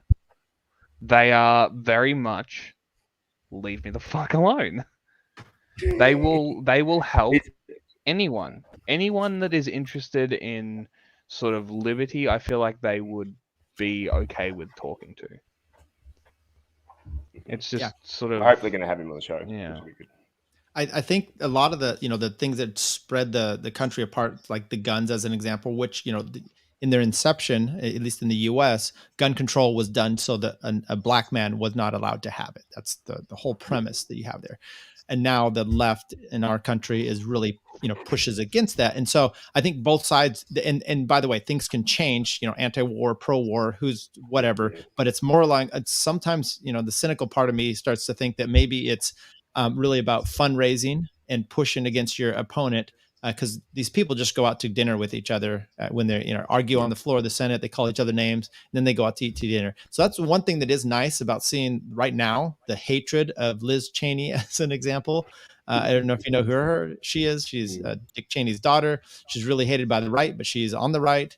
And I think the hatred is at least genuine and sincere. So at least it's not being faked. The only reason that she's still there is because of Dick. Like, if it wasn't for the fact that I don't think she'd still be in the position where she is today if it wasn't for the fact that her father used to be the vice president. Yeah, that's a lot of clout. For sure. Got anything else? I only had a question. If you could just summarize super quick what the passport issue is with Novak. It's that. We got that document. Okay. So the idea you can is stop that the stream whenever, but that's one of my questions. The idea is that they said that his visa was cancelled initially due to not having the correct visa. The visa apparently did not have a clause for an exemption based on vaccine. The thing is, I don't think visas have any clauses around vaccines, so either they're lying or it's political. So and I think that's why it was ruled in his favor. Now this next one, go on. No, that was in favor for different reasons. Do you want me to cover this because I've been doing the articles on it, Jack? Yeah, go for it. So he originally got cleared by Tennis Australia and by the Victorian government, who said that he was fine to play at the Australian Open because he had an exemption. It wasn't revealed what the exemption was because it was all private. Even the people who reviewed his application didn't know who he was. It was all done, to protect privacy. So he had COVID, which is why he had the exemption to play at the tennis tournament because he had it in the last 6 months. However, there's a debate as to whether or not he had the valid visa with an exemption to get into Australia. That's being debated in the court right now. We don't have a verdict yet, but we should have the verdict by the end of tonight, hopefully. So that's being debated in court right now. Did he have the correct visa? Then you had the Australian government in November I wouldn't say 21st, but I could be wrong, told Tennis Australia that the previously having COVID isn't any valid exemption. So you got mixed messages there because they said to Tennis Australia that it's not, but it still is valid for visas as well. There's a debate as to which one's valid. And then he got detained at 11:30 p.m. at night local time. And then he was interviewed by the Australian Border Force all night, and he was told by them that you've got till 8:30 to talk to lawyers and get back to us on what you want to do. And then they cancelled the visa before then, so they acted before 8:30, so he didn't have time to talk to lawyers. So then that went to court, and then he won that because that was purely procedural matter, and even the government's lawyers agreed that it wasn't actually a valid cancellation because it didn't meet the procedural rules for it. And so then Immigration Minister Alex Hawke, who has broad range of executive powers underneath the Migration Act of 1950, he then could exercise personal authority to suspend the visa under Section 116 grounds of the Migration Act. He has the authority to use that, provided he had valid ground under that section, and he also it was in public interest. So if he met those two criteria, he could then suspend the visa. So he debated for all week. So the court overruled the original cancellation on Monday. The minister then decides to act at 6 p.m. on Friday night to cancel the visa using his personal authority. They then went to court about 3 hours later to work out is he staying, to work out what's happening, and from there it's then gone to the next level up to the federal court, which is where it's before right now. And once they get an answer, chances are either side will appeal to the High Court, which is our Supreme Court version, because either way, either side's going to want to appeal because Djokovic wants to stay here. Because if he loses this battle and he doesn't appeal, he's gone for 3 years. Because exercising authority under Section 133C, subsection 3, carries an automatic suspension of your visa for 3 years. So that's 3 Australian Open. So he then can't become world number 1. So he's going to fight it for that. And if the government backs down now, they're going to lose even more brownie points before the election, which is in May. So either way, it's going to go to the High Court, probably, that's my guess. And it's just a messy legal battle. It got to the point of Friday night, the judge actually said to the two teams' lawyers, "You guys haven't even worked out where he's staying tonight. That's how disorganized you guys are. You haven't even worked out where Djokovic is staying. Is staying for that night because they were trying to sort that out in they were working out whether there's an injunction. It's just a whole mess." And then people were saying, I think was saying he won't appeal. then people are saying that he will appeal. So we don't know what's happening. That's what it's been so far. So he's currently in immigration detention, awaiting a verdict, and then may appeal it. It's funny because it's funny because the left in this argument is talking about the fact that he's in the hotel, but not him. They're talking about the fact that there are refugees, there are asylum seekers there that have been in detention on Christmas Island and whatever for like 9 years. Which the hotel he's in. The hotel he's in. There's been 30 refugees been in there for years. Yeah, literal years, which is just absurd. So there's another thing that I found, which was Jacobin magazine posted an article talking about how this is a political stunt and nothing but. And I was very surprised that a socialist publication would be like, hey, Djokovic is a dickhead, but this is a political stunt. Like, that's like they still went, and this is a big thing with the socialists in Australia, is they're very pro-state. Yeah. You could probably all class them all as tankies, really. I cannot recall a single socialist or someone who's an actual leftist who isn't a tanky in Australia. They're all psychos. This doesn't seem like it's good for your tourism. It's not. It's really not. Because it's a massive blow to the sporting industry. We lose credibility because there are four major tennis games each year. We've got one of them, and we've had a Czech player was sent home, didn't appeal it. Djokovic, of course. So that means that we've basically lost all credibility when it comes to tennis. And it was revealed Friday night by defense lawyers that the reasoning given, allegedly the reasoning given by the minister to suspend the visa was to not excite anti-vax sentiment. Now, the original reason ABF arrested Djokovic was because he was a risk of infection, of infecting others. Then it was revealed that he had COVID last month, so he's not at risk of infecting people. And then you've had the minister in the past say that Djokovic is a great guy, and now it's just merely in public interest. He didn't go into much more detail than being in public interest for suspending the visa. So now there's possibility that, well, he's just doing it because it's politics, which isn't surprising, but it's potentially just being done to win votes before the election. Yeah, it's all political. Yeah.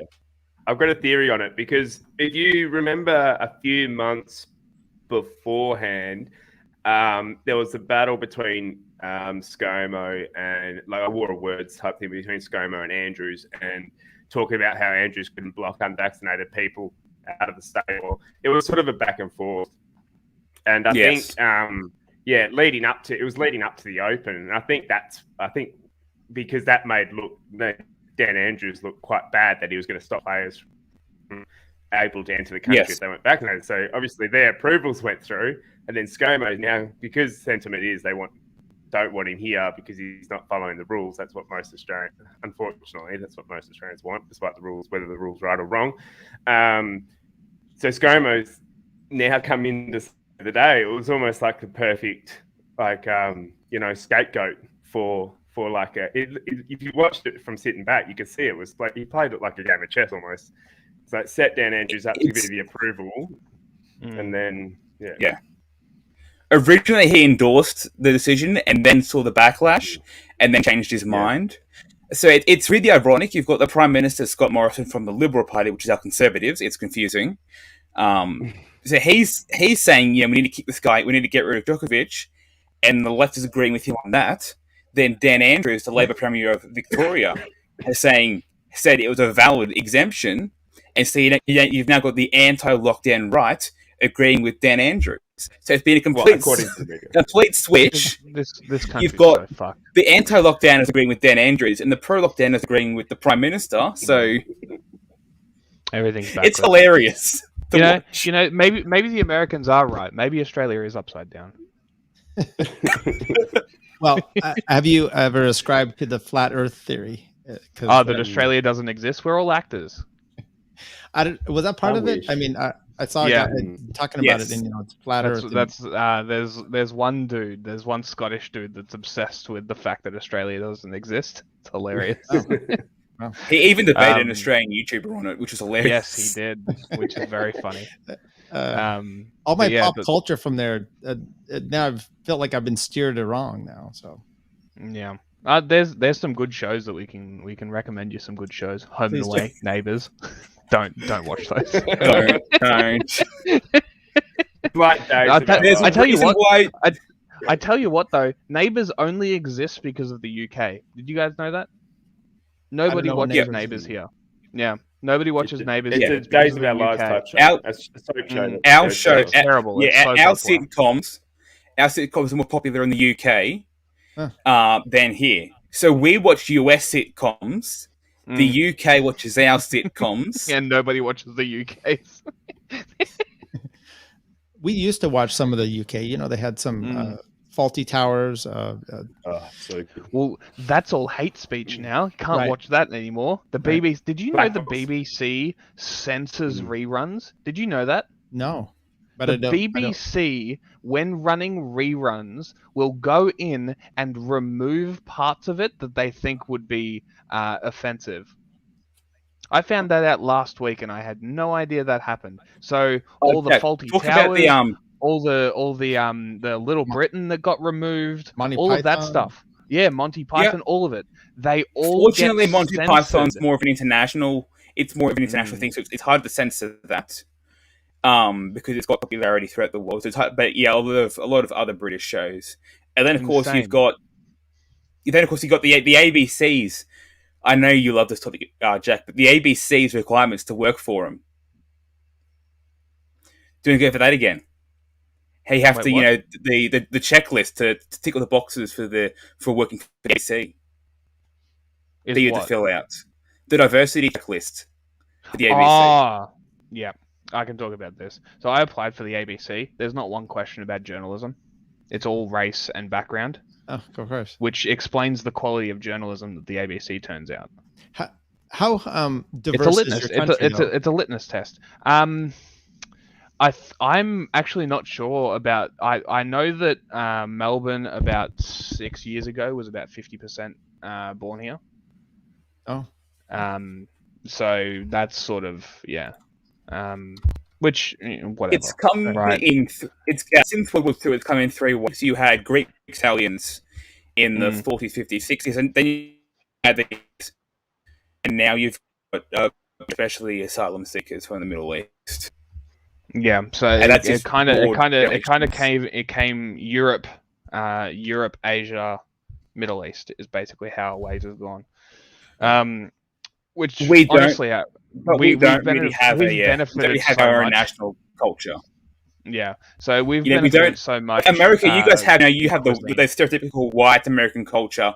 We don't have that because it's a blend of a whole different other range of cultures. The Chinese were gold mines in the 1850s. So yeah, they came. That early influence of a variety of different cultures meant that there's no Australian meal per se that you turn to, except for pavlova, lamingtons, and that's debated with other countries who even owns them. So meat pies and sausage meat pies and kangaroos. Yeah, kangaroos actually really good if you can get your hands on some. Try it.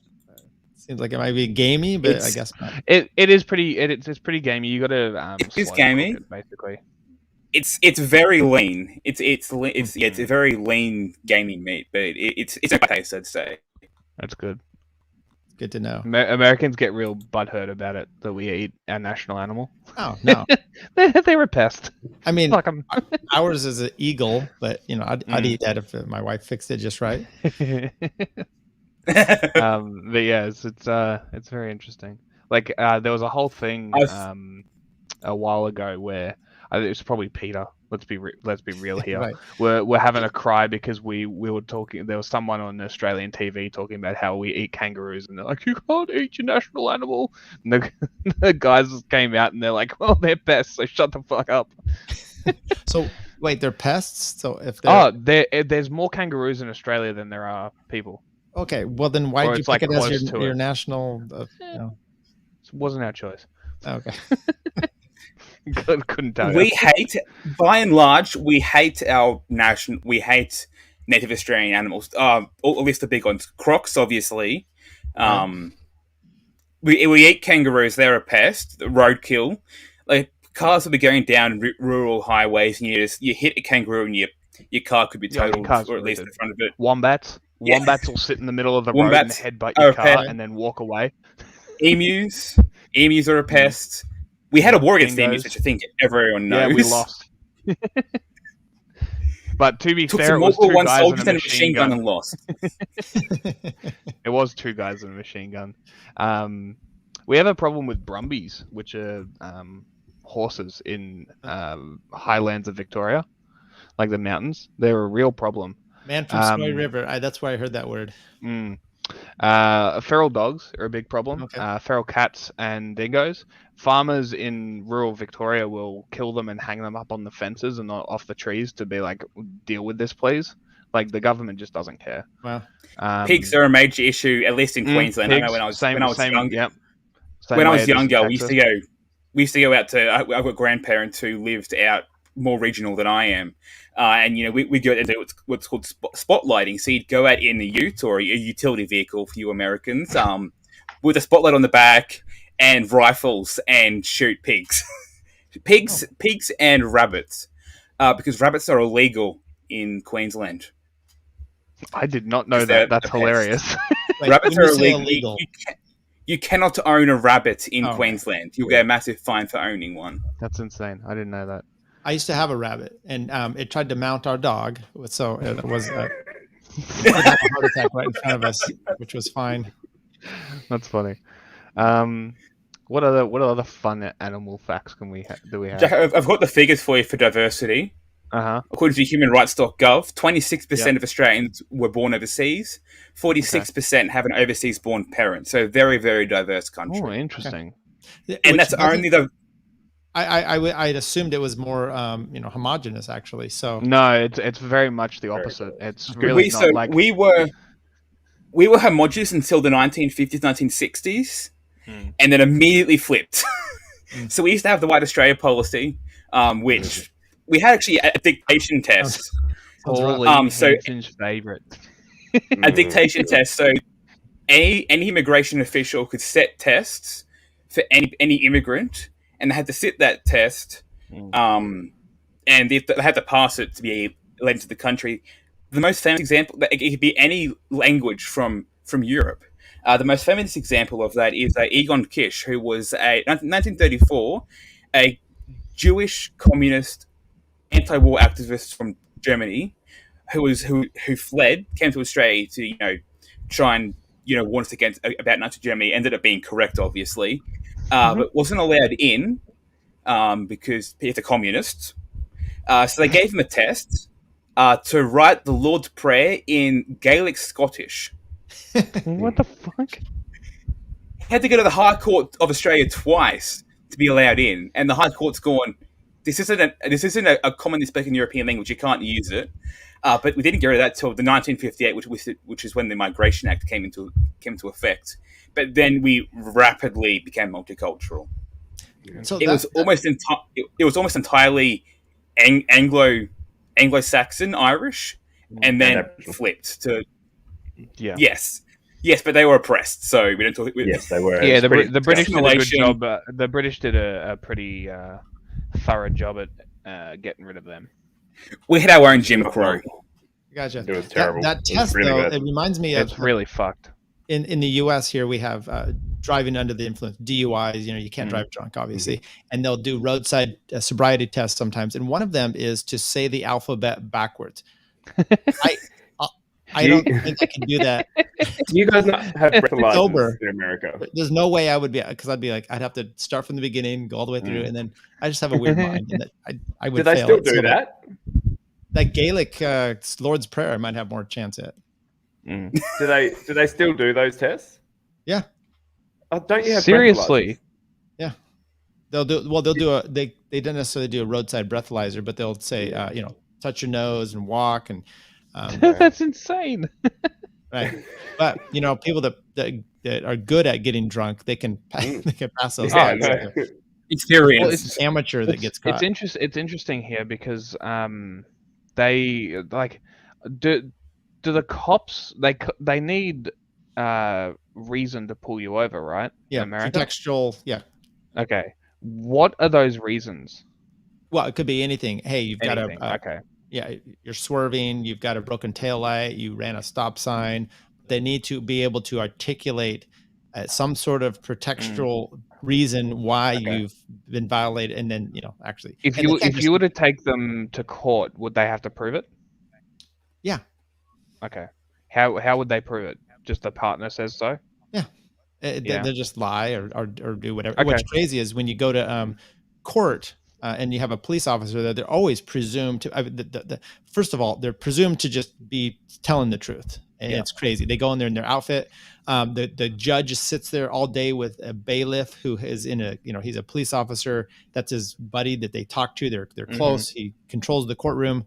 Yep. I mean, you're screwed. And so the cops, I mean, I don't do criminal defense at all anymore. I got out of that because you have the judge that's paid by the state. You have the DA that's paid by the state. Yep. Often you have the public defender who's paid by the state. It's a rigged game. And sounds like a rigged game. Because I was curious because in Australia, they don't really need a reason to pull you over. They could just pull you over. Right. And this Not even always... that. Like they'll set up the day on a road. Every third car that comes past, they'll pull them over here to do a breath test, do a drug test, something like that. Yeah. So if they do those kind of things, they have to disclose that they're going to do it on a certain time, and then they have to usually have it random, so they can't just do or systematic. So they have to be able to actually articulate what that is. Interesting, because they have they call it the drug bus. Is they have a couple of them. They drive them around the state. They set up on a street and they just test everyone. But basically to pull you over, and this is what I've sort of come on a journey, and I'm at a point where I'm just like, I'm not going to talk to any cop at all, ever. Doesn't matter if they pull me over, not saying a fucking word to them. Because, and I say this, is what do the police refer to someone who they're investigating? What do they call them Person of in interest. the US? A person of interest or a suspected person or something like that? Yeah. In Australia, we're offenders. The police refer to us as offenders at all times, right? It's a presumption of guilt almost. Yeah. Because it's not, you're suspected. It's you are an offender. Like if a cop, and this especially came out during the pandemic, is that you're a suspect because everyone that you went up to is a suspect. And if the cops have ultimate control, everyone's a suspect. And this was my biggest sort of hesitation towards the police over this whole thing, is that if a cop is coming up to you, especially in a time of COVID, you're a suspect. Don't talk to them. If you're talking to them, they're noting everything that you are saying. Don't talk to them ever. And this is where I kind of differentiate, because America kind of has these, or supposed to have these sort of built-in protections against the police. But just the way that the police refer to people, I think, is a good indication that that's not the case here. The fact that we are referred to as offenders or whatever the other words that they use, but they definitely don't use suspects, I don't think, as far as I'm aware. Do you think anybody... It depends. It depends on where you are. Have people, have you noticed any outcry of like a change of attitude of kind of like, oh, now, before we just going around your business, it's only the criminals that are really getting caught up in this. That was very much the attitude of Australians, is like, if you've got nothing to hide, why don't you talk to the police? Like that sort of complicit attitude where it's like, oh, if you're not doing anything wrong, talk to the police, just help them. They're just doing their job. They're protecting you. Well, that's just, it's not the case anymore. And I don't think it's ever been the case here, honestly. It's just And- more maybe a realization, just like I think so. people are starting to understand with our Supreme Court.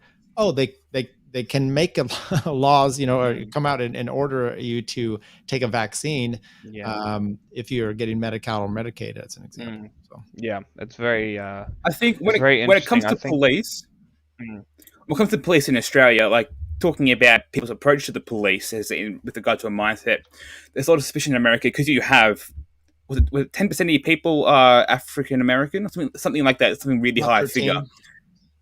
Yeah, so you've got lots of suspicion there in the community, whereas the Aboriginals here are 2-3% of the population. There's still lots of hatred there. For example, Cherbourg in Queensland used to be a reserve. There's lots of clashes between the police and the Aboriginal community there. In the regional Australia, like if you're running, like cop cars will just pull over on the side of the road and sit there, and they'll get a few cars coming through, with the radar gun, and then move on down the road. There's basically an unspoken rule, which I'm now speaking, that when you're out there, if you see a cop car and you drive past it, and you see a car coming towards you, you flash your your high beam headlights 2 times, and then that car knows to slow down. That's especially common in Indigenous areas, but it's big in a lot of rural Australia because we don't have any elected cops. I know you guys. We had Forrest Mummy on last week, and she was saying that you guys, every county has a sheriff who's elected, whereas we don't have anything like that. Any sort of accountability to the people. Police are state police, not county or anything like that, or council police. There's no sheriff, so there's in a sense it's more of a formal arrangement between the people and the police. It's more formal than informal. Whereas I guess in America, a lot of it's informal. Because everyone likes a local sheriff, for example, something like that. But the suspicion is less widespread, if that makes sense. So it's more formal but less suspicious. Yeah, with regards to how do people see the police? I mean, the police here are getting less and less credibility, as you've seen over the last year, with the BLM stuff and then just everything else that's gone on. And when you have your Back the Blue, that's not necessarily for the BLM stuff, people seeing, moms getting arrested at parks for having a mask on in the US, and it's not Australia. It's, their friend, their other soccer mom is happening. It starts to change their attitude a little bit. And I bet they will snap back into shape when necessary. But for now, it's a kind of a positive move forward, I think. Well, a couple of days ago, I tweeted out saying that people like the government being used against other people, except when it's being used against them, and then they get upset. Yeah. But then when the government is no longer being used against them, then they're fine with it again. Yeah. It's really, am I a victim? If yes, then I'll complain. If no, then I support. And unfortunately, that seems to be a widespread problem throughout the world when it comes to the police. Especially even with the BLM stuff. So in Australia, when we had our BLM protests, you had the police were kneeling alongside the protesters, which is a bit of a change actually to what the usual relationship there is like between the police and the public. But then they went back to normal when we had the anti-lockdown protests, and they went back to saying protesting there's nothing to help your cause. Don't do it. Don't try it. You'll be arrested. You'll be pepper spray, capsicum spray, whatever. But yeah, I do think that's just a general sentiment towards the police. Well, I think Centrist has something. So, yeah. Yep. Do you want to go on mute? Sorry. So just in talking about the police, the West Australian Police have just announced that they've arrested a 38-year-old man who's been charged for using a false proof of vaccination document in order to enter a venue in Burswood. It's I'm not going to read the whole post, but basically he's gone in, he's provided a fake one, went in, and then they alerted authorities because they didn't think it was real, and they've arrested him. So he's been charged with failed to comply with a direction give false personal details to police, and induce person to abstain from a lawful act by fraud. So that's his charges for it. They've also confiscated his mobile phone and driver's license. They confiscated his phone. Fuck me. So, yeah, that's just so yeah, he's due to appear in the court on the 9th of February. So that'll be interesting because if I'm correct, if he is unvaccinated, he might not be allowed in the court. No, you are. He's allowed in. It'll be a live stream. It'll be a live stream. Yeah, but I mean, in person, he might not be able to go in. If I'm not sure where the courts land on that. That would be funny. They specified, but that'd be interesting. A lot, and a lot of it's via Zoom. Some county, I'm in the seat of like 4 different counties, and some are wide open, no masks. Other ones, it's all online. So I'm sure they could Zoom in. Yeah. I got a question. Do you have to tell the cops in America who you are if they ask you?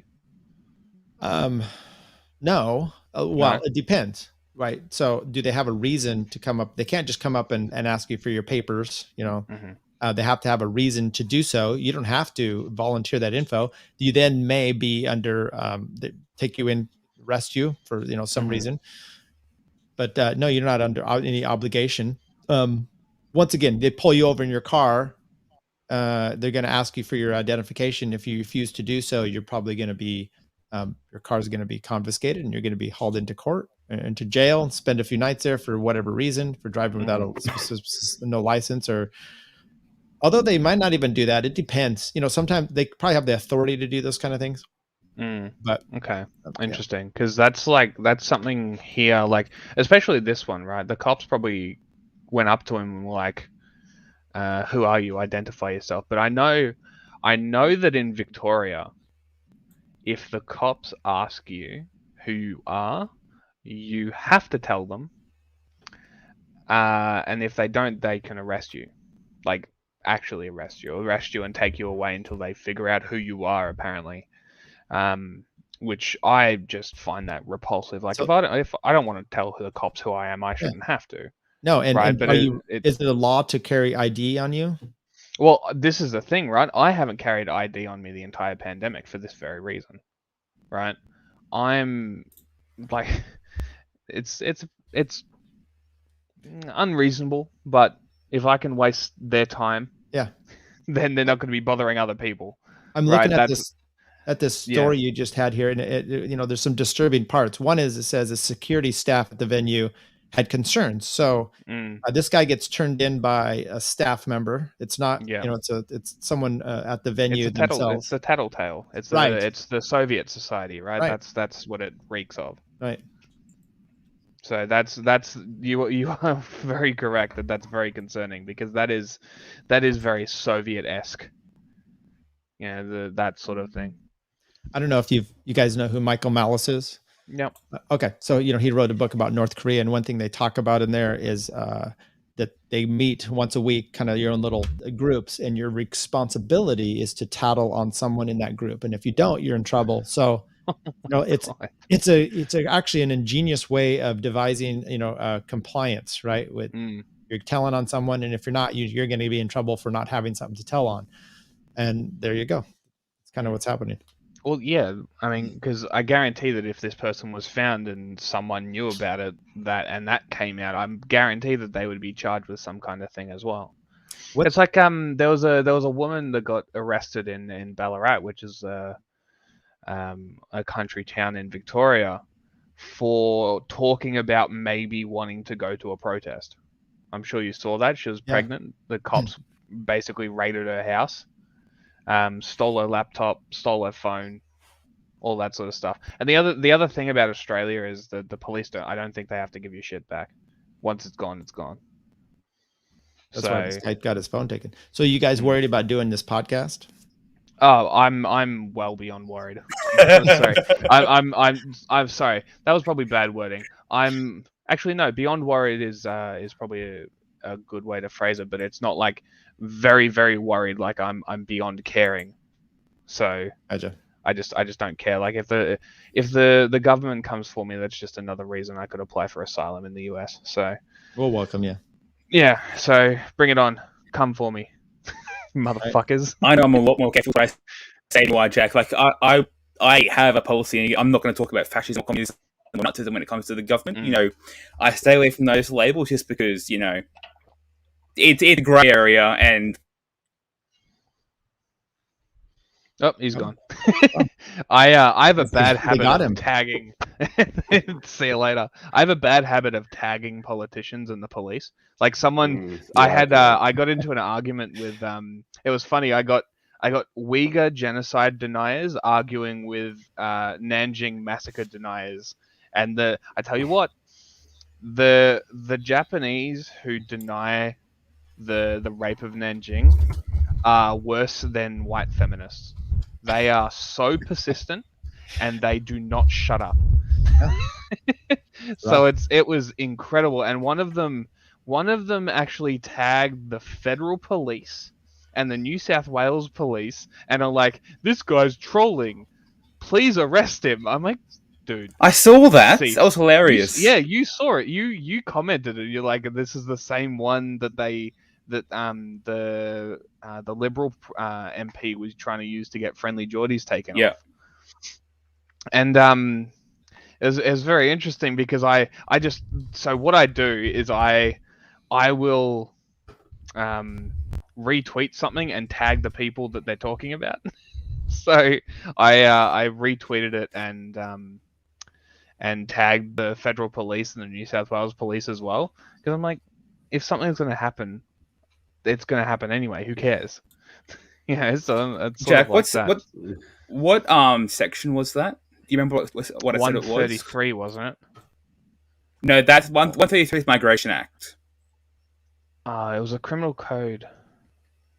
I don't know. I'll pull it. I'll find that. I want to pull it because I don't like its wording, and with Tyler here, it's very broad. Well, Centrist, do you want to go on about the previous question? Are you worried? No, it's a hard one. I feel the pressure coming from the state in terms, just because I choose not to get vaccinated. So I don't think it's a lot of. I don't think there's a lot of difference really whether I say anything or not, because it's probably going to end up going we already know by the looks of it. But I don't know. Hopefully, I kind of been watching it all, and I'm really hope I'm wrong, because it's not a path I hope we go down. So hopefully everyone just sort of snaps out of it and everything goes away within the next couple of months. But we'll see what happens. It's a bit worrying, because you're always talking about that you're a bit worried with the kids and stuff. It's just sort of which is understandable, right? So. That's very understandable, that this sort of stuff, and this is what I was talking about. Is that I'm sort of coming around, and I'm like, it's understandable why people with kids would just fall in line, right? And it's very commendable that people will, I guess, forego the natural instinct of keeping the kids safe to stand up. It's not something you find a lot in Australia anyway, I don't think. Yeah, what I've been saying the whole time is, sorry, you go.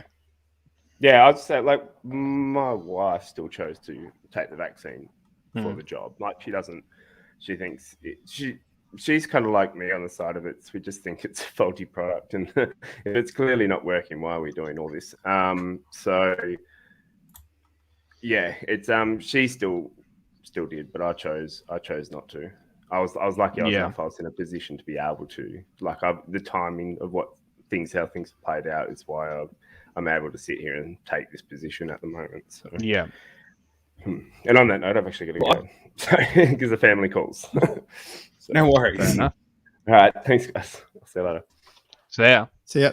Well, I've been saying the whole time throughout the pandemic that, we can't go to people who chose to get the vaccine because they felt they had to. Like, I don't know their personal situation. Like, I don't know what's going through their mind, whether they have, kids or they're in a bad financial spot. The problem I have is when you try and force it on other people, they don't criticize you. But if you're just taking it because you feel you have no choice but to, then I'm not going to call you out for that. I think, that's that's something I've seen a bit on Libya Twitter. People get called out for just choosing to take it if they feel they have to, and that's something that I've trying to been tackling and saying we can't just attack them for doing what they think they need to do for their family. That's not You your just make place an excuse to make for that yourself. My thought on that is, I'm totally with you. I'm not going to criticize someone for doing something, and your priorities and your order of operation for how you function in your life, your family should come first, right? And if that's what you have to do, you have to do. Now, on the vaccine fake passport this guy has, I'm actually against that, and the reason, not because for any other reason than it starts to normalize the fact that you should have a passport. And I'm not for normalizing that process. So when you're getting a fake one, all you're doing is I know you're trying to comply and you're going along with this. Now I say this more on a theoretical, ideal principle. If I get forced into that, maybe that's my next step. I don't know, but I would prefer that people just stand up and not do that, simply so you're not, once again, normalizing this whole, just to what made me think of that, you were talking about the Holocaust Museum in the U.S. There's a Holocaust Museum, and I think it's in the state of Illinois, and they mandated a vaccine passport that's entry. So ironic. And the irony was so rich. They got lit up on Twitter. I bet they did. Jesus Christ. How do they not see it? I don't this know. is what I don't understand is how people don't see the parallels. Right? If anyone who brings up the parallels between World War II as played out as it is, right? It's so glaringly obvious. And it's just like people don't understand history because this is the same thing that happens every single time. Every single time there's a crisis, there's someone taking advantage of it, and there's someone shitting on someone else to gain more power through a crisis. And it happens every single time without fail. It's so beyond me how people will justify it to keep themselves happy. And I think that's all it is. It's just people justifying it. Well, and as Centrist said before he took off there, it's like a faulty product. I mean, if this thing was 99%, effective, the questions of following along would be much more difficult, I think, to answer. But at this point, you're just kind of, whatever. It's funny because vaccine side effects is currently trending on Twitter. Right. Wow. So that's kind of funny. Yeah. But there's I mean, if we're going to go onto this topic, I think we should talk about the fact that the establishment has changed the definition of anti-vax. Which I think if we go by Britannica, because there's one definition that hasn't changed, and I think that might be Britannica, but a lot of the ones that they use are Merriam-Webster's definition, which says a person who opposes the use of vaccines or regulations mandating vaccination. That's what they say an anti-vaxxer is now. Which is just, it's such a patently absurd notion that someone who opposes mandates is now an anti-vaxxer. Right. Like that doesn't make sense because it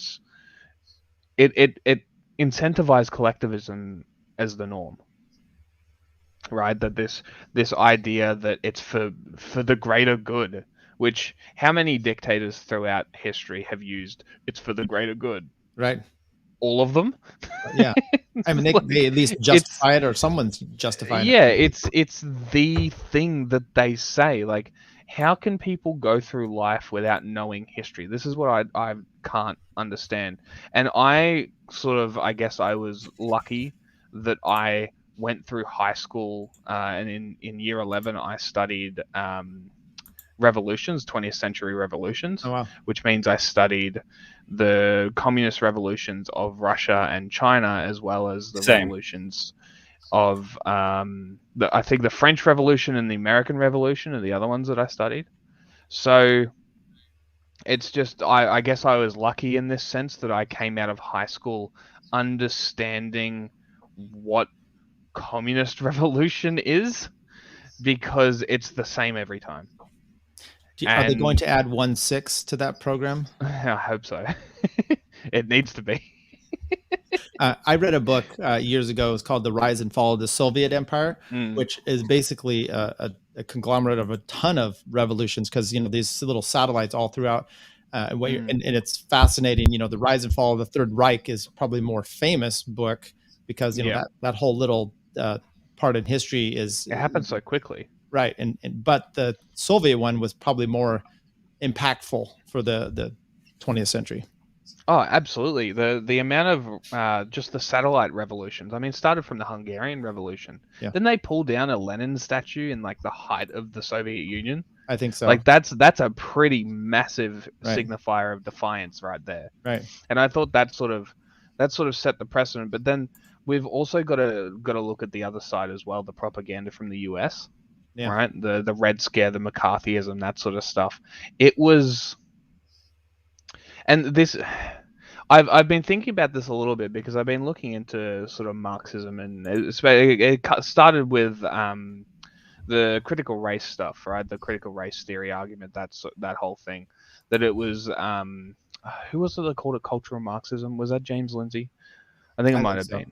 I think it was, yeah. And I kind of like that term better than critical race theory, because it sort of takes the racial element out of it and sort of puts it straight back on Marxism, which is the destruction of the family, the state is God, theoretically, right? Marxism is stateless technically, but that's never how it actually works, because you need to transition through a state of socialism before you get to communism, and what person with ultimate power is going to give that up?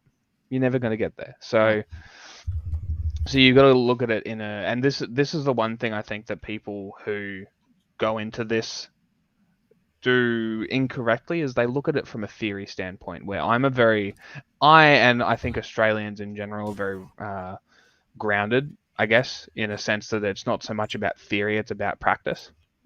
Yeah. Everything that Yes, I've generally said that when it comes to that, most Australians are theory, a practice, not theory. Whereas most Americans are theory, not pragmatism. Theory. Yeah. So, and this is why I think there's a lot of, and this is Stuart's theory, is that there's a lot of division within, especially the libertarians, because it's all about theory and it's different sects of theory. And some people think, let's say the Mises caucus is like, oh, we're the most correct. And then another side will be like, oh, we're the most correct, not you. Why are you doing this? And then there's the gatekeepers. And so I like to come at it from a practical perspective. And from a practical perspective, Marxism sucks. Like it's as simple as and that. From theory as well, just in general. Well, no, I disagree with that. Communism in theory is probably a utopian system. It's theoretically perfect, right? Right. But that's a lot of things. Anarchism is theoretically perfect as well, but it doesn't account for human nature. It doesn't account for free will, which is my biggest thing about that side of the argument, is that it ignores free will. Which kind of anarchism? No, communism, right? Oh, I thought you said anarchism. Yeah, no, communism ignores free will, because anarchism by definition is sort of free will. Is all voluntary. Is lack of authority, right? So I would agree.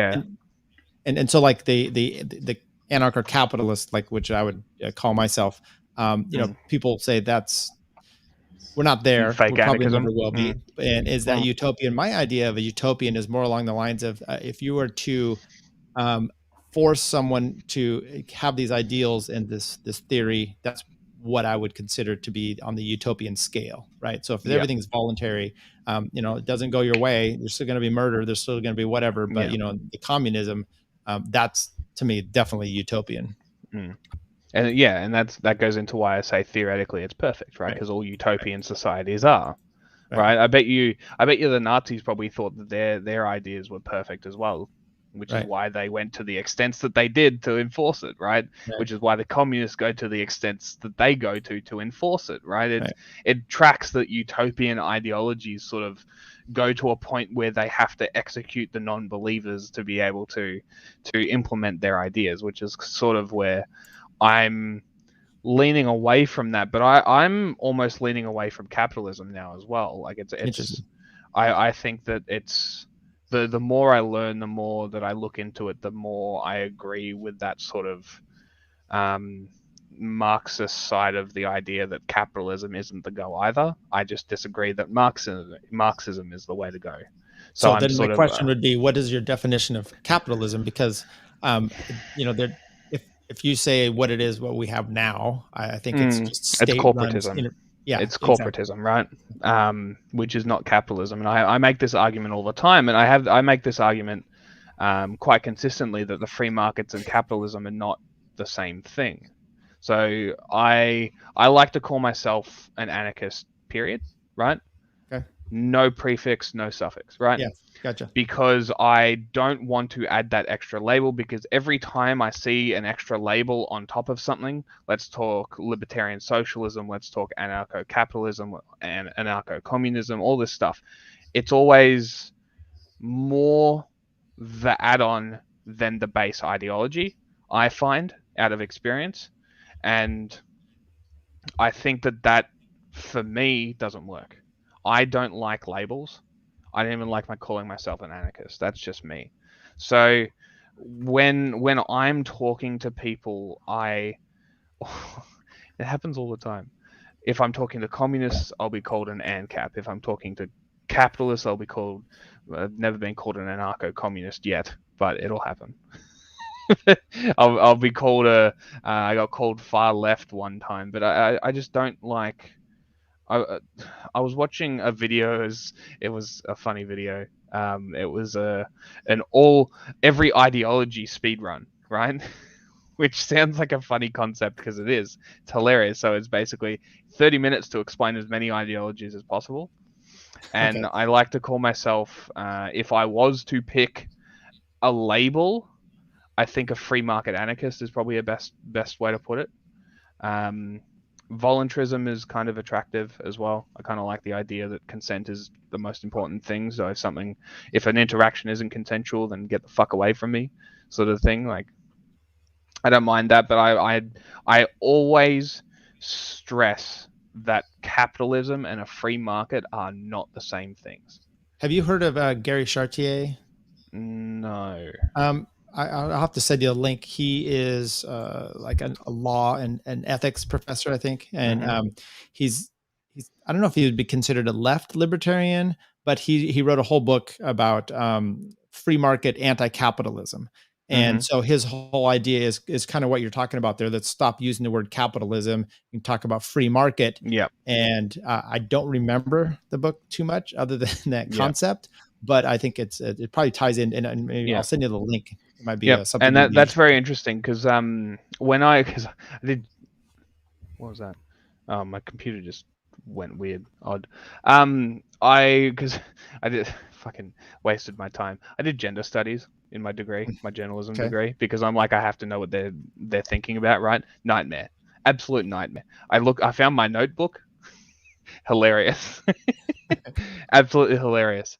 So when I was doing this, I looked into a bit more into Marxism, and as sort of the years have gone on, I've looked a little bit further into, but I've never gone into it. But I found out that capitalism was technically coined from Marx. Exactly. Which means that if we're using the term capitalism, we're using Marxist language. We need to stop that. Because if we're using Marxist language, they can argue against it using Marxism. So if we stop this, we diffuse their entire argument. Call it free markets. Argue against the free market. You can't, right? The sheer fact that a free market means anyone is free to do as they please is superior to any sort of centralized planned economy, which is technically capitalism is a planned economy. Technically, you're saying that you must do this.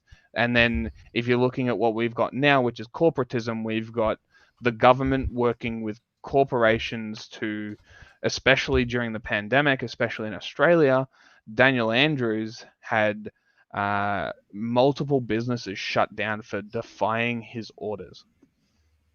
There was one instance in Victoria where Daniel Andrews specifically banned the consumption of alcohol on the streets if you're wearing a mask, but not of other drinks, just alcohol. Because what a business did in Richmond, which is in the inner suburbs of Melbourne, they opened up a street beer dispensary, right? It was just out the front of their bar. They opened up a bar, dispensed beers in plastic cups. People could pay and keep moving. Didn't breach the orders. They found a loophole. Daniel Andrews found out, banned it, and shut down the business. Right? That's coffee's fine, water's fine, tea's fine, just not beer. Just alcohol. So this is the sort of thing that I'm talking about, where it's like, because Australia is a capitalist country, right? That doesn't sound very capitalist, does it? It doesn't even sound like a free market. So what is it, right? And this is where I go into territories where Stuart doesn't like going. Well, what is fascism? That's what I was going to say. So even Szep's talking about, what do you call me? Make it a fascist government. Technically, it is. Yep, sorry, and this is I'm not saying you're wrong. I tried for the longest time to avoid it. Yeah. And then people started calling it communist, and I'm like, no, that's not it. That's not it. It's Stop definitely calling not it communist. I will say it's not communist. Yeah. Yeah. So, and the problem is that there's a distinction between, like, you're called Trump a Nazi. Well, no, but you can call it fascist. You could argue is a fascist. Yeah. Yeah. You could argue that, but those two are so together. They don't think of Mussolini or Franco. They think of this is it, right? And this is why I think my study of history is very important here, because it's very important words are very important, which goes back to my point before, which is that free market and capitalism need to be separated. And I will die on this hill if I need to.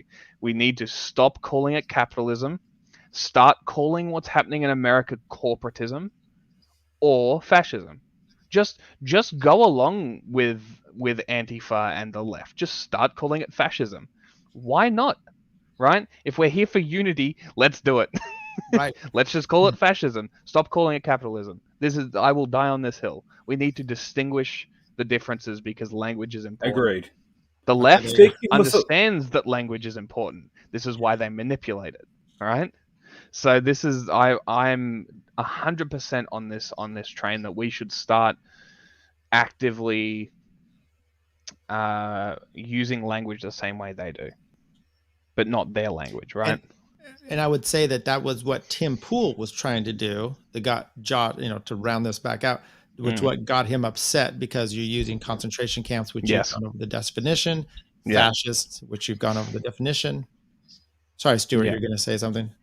Yeah, I was going to say, talking about Mussolini, I'd recommend getting this book, 3 New Deals. It talks about, it compares FDR to Mussolini and Hitler and what they did.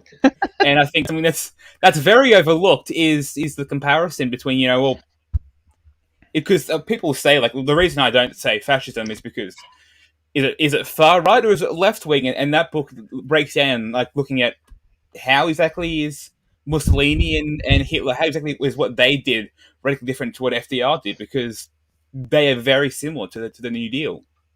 I'm pretty sure that Mussolini was right of Hitler. I'm pretty sure Hitler was like a centrist authoritarian. I think he just wanted to. There's literally documents from Hitler and Mussolini praising FDR, and until 1937, FDR praised Mussolini for what he was doing. Hilarious. Yeah.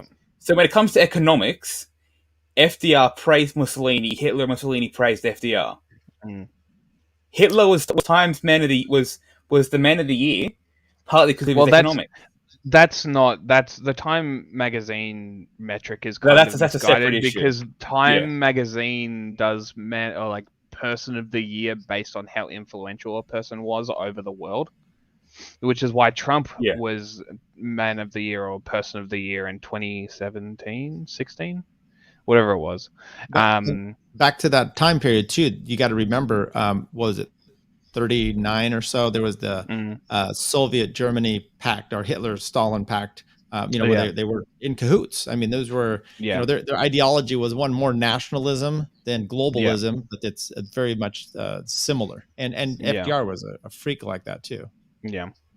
It was interesting. I say people that, well, basically, Nazism, at the very least, just replaced class with race. And apart from that, it's fundamentally the same thing. Well, it's collective ideologies. That's all it is. Yeah. They're collectivist ideologies. They're all the same in principle. They just differ on method, really. It's very interesting how that works. Because, and this is something that people don't understand or don't realize, is that fascism and Nazism is very different. They're not the same ideology. Ideology. They're really not. But this goes back to what we're talking about. Maybe not in this one. Maybe a different podcast or another time. But it was very much that people are politically ignorant, if you would. It's very much left-right, but not much more. Yeah.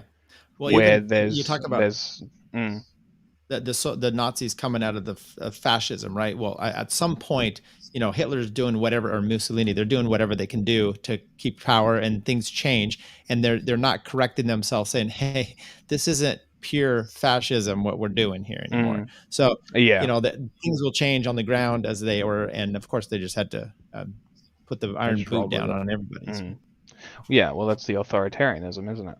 But yeah, so. Right. It's very interesting. It's going to be a very interesting couple of years. Right. It really will be. Hopefully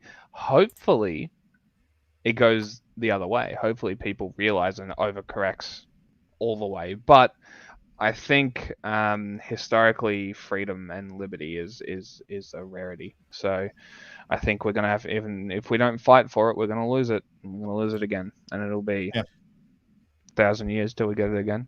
Something like that. Yeah, maybe. I guess Stuart will be the only one left here. He's young still. I doubt it.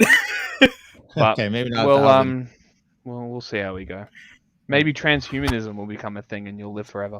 I don't know. I'm already kind of done with it. Yeah. Do you want to briefly look at the criminal code and then finish up, Jack? Did you find it? Sure. I found it. Section 474.17. I know the part, so I had to go to the part, and I'll pull it up now and share it, and I'll read out subsection 1. It's one of my least favorite parts of legislation in Australia, at least federally. Queensland has some weird ones, bad ones as well, but it's definitely my least favorite federal on the RDA. So when that starts to load, I love Australian internet. There we go. So a person commits an offence if the person uses a carriage service, which is like a phone, email, social media, and does so in a way that a reasonable person would think is being harassment or offensive. So it's a very, very broad catch-all language. And it's been used in a variety of ways, but now Friendly Geordies has criticised the government, and they're saying that's harassment. Under this section, that literally going and saying the government's doing stuff that's not good. Being critical of them is apparently harassment of the government. So they're also taking a YouTuber to court for this. So you're going to be criminalized for this podcast. Gotcha. Absolutely. We're already criminals. I am, anyway. Okay. It's our last show. Thanks to everyone. We've enjoyed the time. Yeah. Glad to help facilitate this. Yeah. Did I finish my thought on parliamentary privilege? No, because that was on this, wasn't it? Was it this one? Because then when we look at, because we're looking at you're talking about friendly Geordies and parliamentary privilege. Yeah. Okay. So parliamentary privilege is a very interesting thing, and it goes back to our discussion about defamation just before we finish. That parliamentary privilege, basically, friendly Geordies got sued by John Barilaro for a series of YouTube videos exposing Deputy his Premier. corruption. Yeah, Deputy Premier Well, of now New former South Deputy Wales. Premier. This He's gone guy, now. this guy is a comedian. Started on YouTube, did some skits, does live shows, turned into political commentary, and is now one of the best journalists in the country. Wait, what's his name? His name is Friendly Friendly Geordies on YouTube.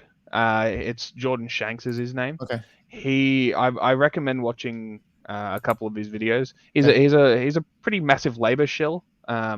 He openly admits it. He's very open about it. It's my biggest criticism of him is that he doesn't do enough focus on the corruption of Labor, which is surely there, right? It's government. There's corruption. So that's my biggest criticism of him. Anyway, he works a lot with Isaac Butterfield or the Buttsmart, as he also is known. So he's also another comedian who does live shows. Butterfield comes from the right, or more from the right, and he's more populist, comes really. more from the left. Mm. Yeah, but he tends to be more anti-work, anti-PC sort of stuff. So he's on that. He's a bit more to the right, culturally on the right at least. But between the two of them, they do. And then Isaac's friends with Sydney Watson.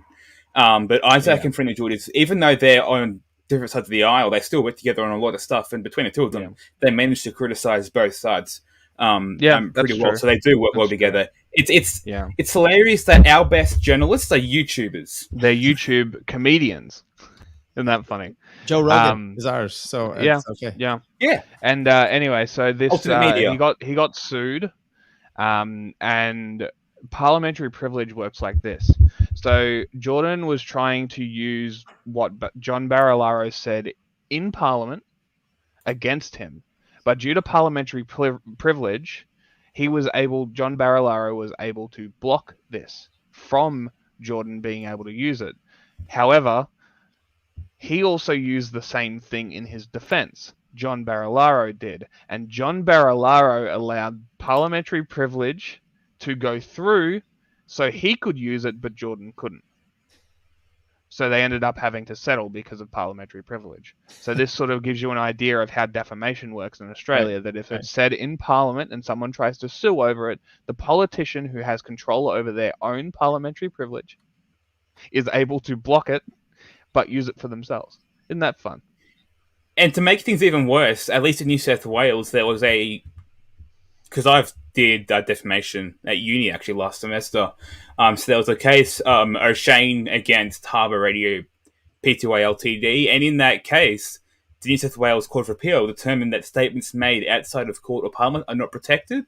The statements made inside of Parliament and court are protected when it comes to defamation. So, in theory, John Barilaro can say anything he wants in Parliament about Friendly Geordies and gets away with it. But as soon as Friendly Geordies gets after him, it makes it a lot harder. There are defenses that he could use. So, like opinion, for example, could be used, but it's a lot harder to prove. But because John Barilaro is an MP, if he's in Parliament, he can say anything he wants to criticise anyone and get away with it. And it can't be defamation. Here's the other thing is Jordan tried to use the truth defense and was shot down. He was not able to use the truth in defense. How's that for equal, huh? That's we have a privilege. I think I'd mentioned, I said exemption of some sort, but it's a congressional privilege or public privilege, or when you're in public office and you're doing it on the floor of the Senate or whatnot. I don't want to go into our whole defamation stuff. It's maybe not quite as crazy, but it's just as crazy. I don't know. Yeah, I did media law and ethics when I was at University of South Carolina. Okay. Gamecocks. Yeah, big fan. I like the stadium was insane. Yeah. It was actually a pretty good school. The J school there was pretty good.